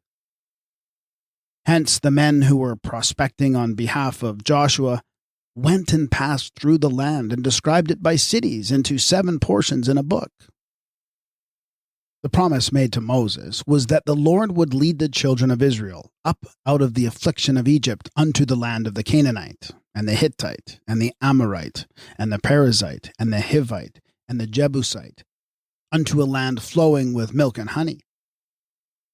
The Girgashite is omitted from this list of names. But when Joshua had crossed the Jordan, he came unto Jericho, and the men of Jericho who fought against Israel are said to be the Amorite, the Perizzite, the Canaanite, the Hittite, the Girgashite, the Hivite, and the Jebusite. Thus, Jericho in itself becomes a form of the heptonymy, in which the tribes and totems are but 7 in number, corresponding to the 7 portions in a book.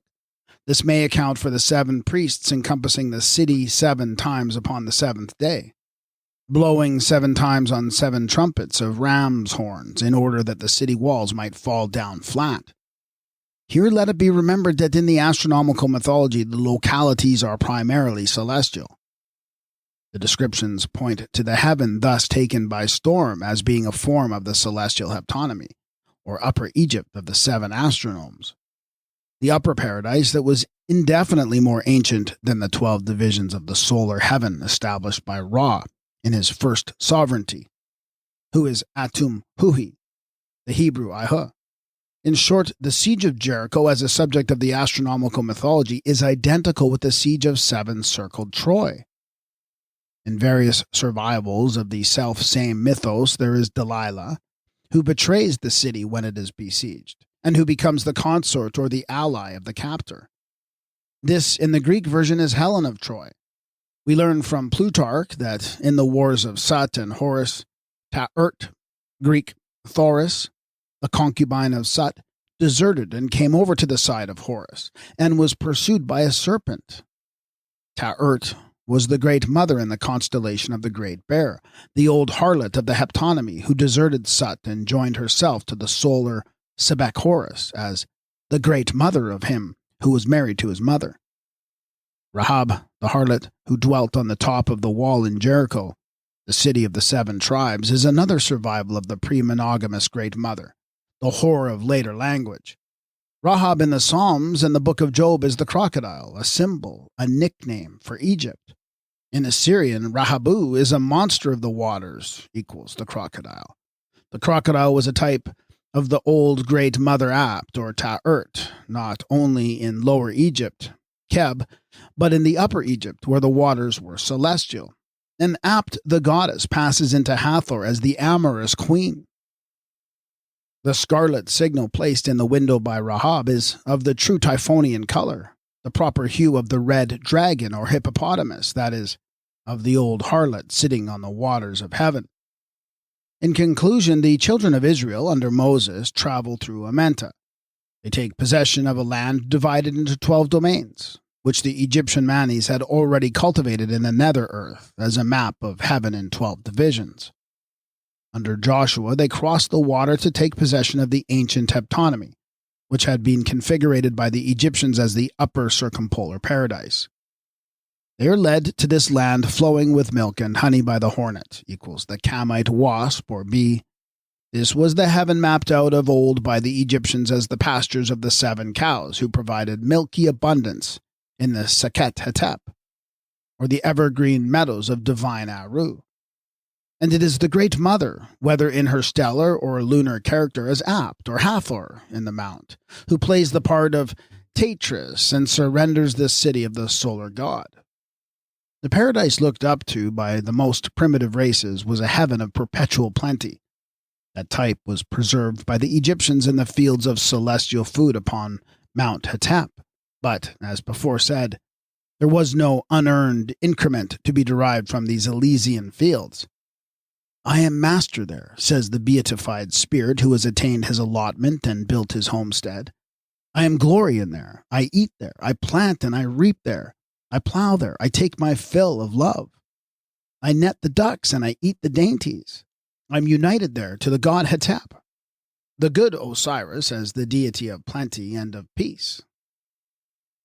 The Aru was their oasis in the desert, well watered, with the sand turned into soil for seed by ceaseless human labor, and transferred into the nether earth or into the upper paradise. But in transmogrifying Kamite mythology into the Semite history, a remarkable omission has been made by the inspired writers of God's Word. In the Egyptian original, the elect people are chosen as the cultivators of the Aru fields, which are measured out and the allotments made for the express purpose of cultivation. Holiness to you cultivators, says the god Ra. The Egyptians, in their lower paradise of plenty, reaped the produce of their labors, but they had to earn it individually first. In the Jewish version of the Aru, it is a land flowing with milk and honey, corn, oil, and wine. But there is no demand for work, no thought of cultivation, or of earning an eternal living. On attaining this land of promise, they were to enter into an inheritance prepared by the labors of others, with no need to become the cultivators on their own account.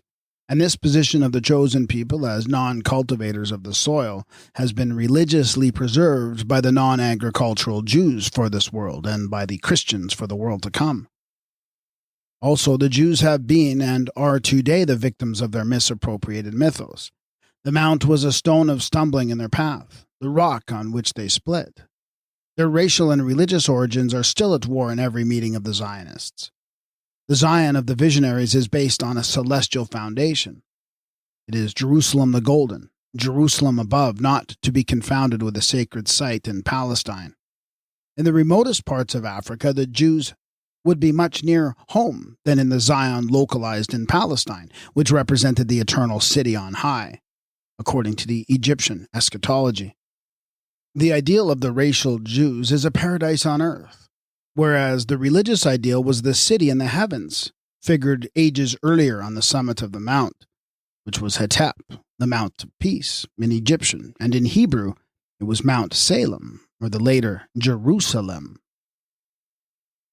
The seed of Yisrael. Only one mention of the people of Israel occurs by name on all the monuments of Egypt.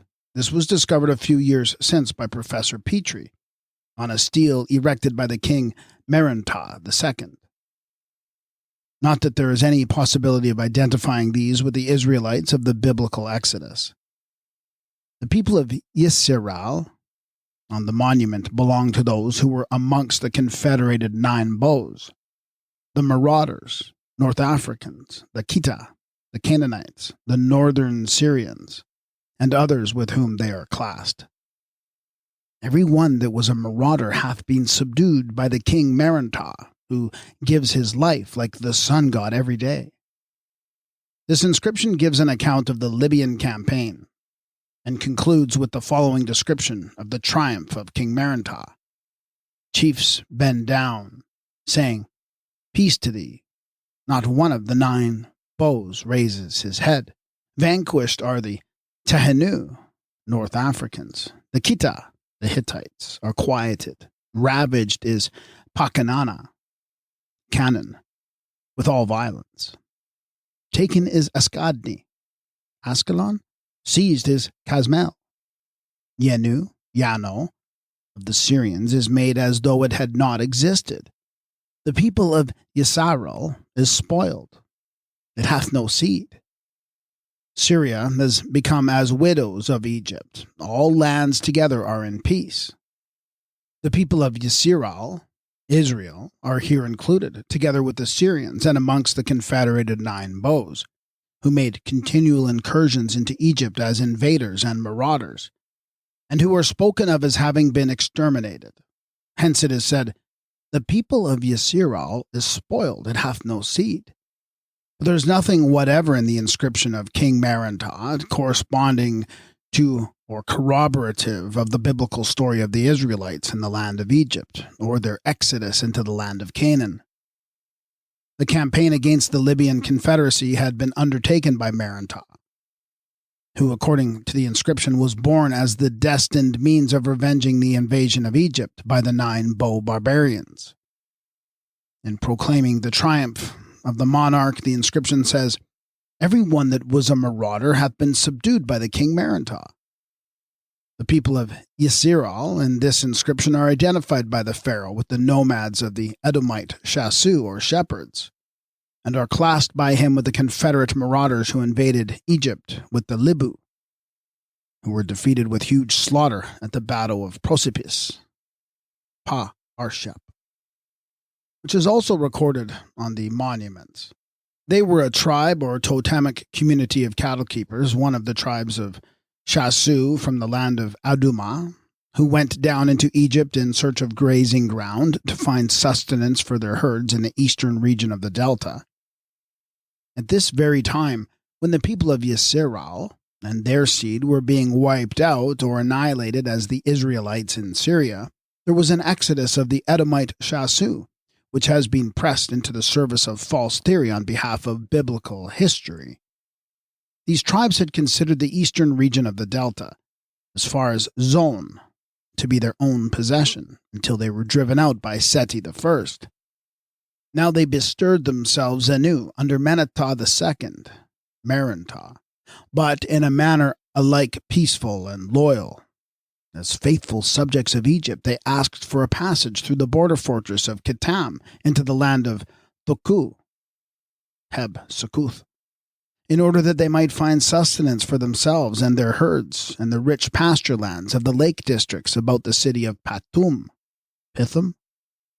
An Egyptian official makes the following report on the subject. He says, "Another matter for the satisfaction of my master's heart. We have carried into effect the passage of the tribes of the Shasu from the land of Edom, from the fortress Kitam of Merentah, Hetepima, which is situated in Tuku, Sukuth, to the lakes of the city Patum of Merentah, Hetima, which are situated in the land of Thuku, in order to feed themselves and to feed their herds on the possessions of Pharaoh, who is there a beneficent son for all peoples. In the year 8, Sat, I caused them to be conducted, according to the list of the days on which the fortress was opened for their passage. Merentah also had his royal seat in the city of Ramses. Here we meet with the field of Zon and the store cities of Pithom and Ramses, which have been imported into the second book of Moses, and futile efforts have been made to show that this record corroborated the biblical version of the Exodus. But in the Exodus we find the Jasu, or shepherds, are peaceful and loyal people, faithful subjects of the Pharaoh, who are politely conducted from the land of Edom through the fortress, Kitam, to the lake country of Succoth, or Thuku, the first encampment assigned to the Israelites, where they would find abundance of food and fodder for themselves and their flocks and herds, instead of wandering in the wilderness for 40 years, according to the other story. At the same time, or thereabouts, the people of Yisrael in Syria were cut up root and branch by Merentah. The passage through the land of Thuku, Hebrew Succoth, here described as apparently the route adopted by those who converted the coming forth from Amenta into the biblical exodus from Egypt, and it tends to affiliate the cattle keepers in the land of Goshen to the nomadic tribes of the Edomite Shasu. But we shall not overtake the children of Israel as an ethnological entity on this line of route, nor as the people who perish by the million in the wilderness of sand that formed the land of graves in the desert domain of Sakari. For that we shall have to turn back and encamp before Fiha Hirath, and pass through the mouth of the cleft into the wilderness of Amenta. But it is useless trying any further to confuse the Jewish exodus with the mythical coming forth from the lower Egypt of Amenta, with intent to reestablish a falsely bottomed history. The eruption of the Libyans and their confederated invaders in the time of Merentah is a matter of historic fact. That they were vanquished and driven back by Merentah is equally historical. They at least made no triumphant exodus from Egypt as 600,000 fighting men, for they never got there, but were fatally defeated on the borders of the land. The only people then known by the name of Israel to the Egyptian monuments are the people of Yisrael, who had their very seed destroyed as claimed by the Pharaoh beloved of Ptah. These can be identified as a North Syrian contingent of fighting men who had joined the Libyans, or the old confederation of the Nine Bows, in their attacks on Egypt, and were hunted back in wreck and ruin, if not entirely destroyed by Merentah, the so-called Pharaoh of the Exodus. Thus, if these were the same people as those of the Hebrew Exodus, the deliverance of the Israelites from Egypt would be turned into the deliverance of Egypt itself from the Libyan Confederacy, of raiding barbarians amongst whom the Israelites were a hardly distinguishable unit. When, then, was the seed of Israel as an ethnological entity in the eyes of Merentah, or the writer of his inscription? They fought as mercenaries and marauders for the Libyan king, who had made war on Egypt collectively and were driven backward altogether in one common, overwhelming rout. They came and went, and left no record of their past. Israel in Syria was not Israel in Egypt. Israel in Egypt is not an ethnical entity, but the children of Ra in the lower Egypt of Amenta, who are entirely mythical. The title of Pharaoh. By the by, so far as hitherto known, the name of Pharaoh is only found in Hebrew. Some Egyptologists derive it from Par-Au, the great house. The present writer is of the opinion that this title of Ra was more probably derived from Paru, the lion, than from Para, the house. The pharaoh personated the lion, or the lion god, and sometimes wore the lion's tail as the emblem of royalty. Then he was Paru as the lion and the hawk as ruler. Thus the king as lion ruler would be the Paru hawk equals pharaoh. Moreover, and this seems conclusive, the lion god is addressed as the god Paru, and the full spelling of the name Paruhak is extant in the ritual. In an address to Sekhet, the goddess is called the divine mother of Parhakasa, who is the royal wife of Paruhak Khepera, the king as lion ruler or pharaoh. Probably the Paruhak originated with Khepera and his consort Sekhet, who were the parents of the lion god Atum Ra, and therefore of Ihu in Israel. The chapter in which the lion ruler appears as the Paruhak is one of the most ancient in the ritual. It is said to have been written partly, if not entirely, in the language of the blacks, the Nasi, and the Antu of Nubia, which takes us beyond Egypt as now known to the country of Satnasi, whence the Egyptians came in their course of descent from the equatorial regions where they had dwelt in a land of equal day and night, the prototype of their double earth and of time in Amenta. We find from chapter 162 that this lion of the double force, the Paruhak, is invoked as the protector of his people. His whip is used against their enemies. He is saluted as the lion of the double power, who answers prayer and comes to those that call upon him and invoke him as the protector of the wretched against the oppressor. These were the Manis in Amenta. A corroboration of this origin in the pharaonic name may be found in Ezekiel. Son of man, take up lamentation for the Pharaoh king of Egypt, and say unto him, Thou was likened unto a young lion of the nations, which he was as the lion ruler Paruhak.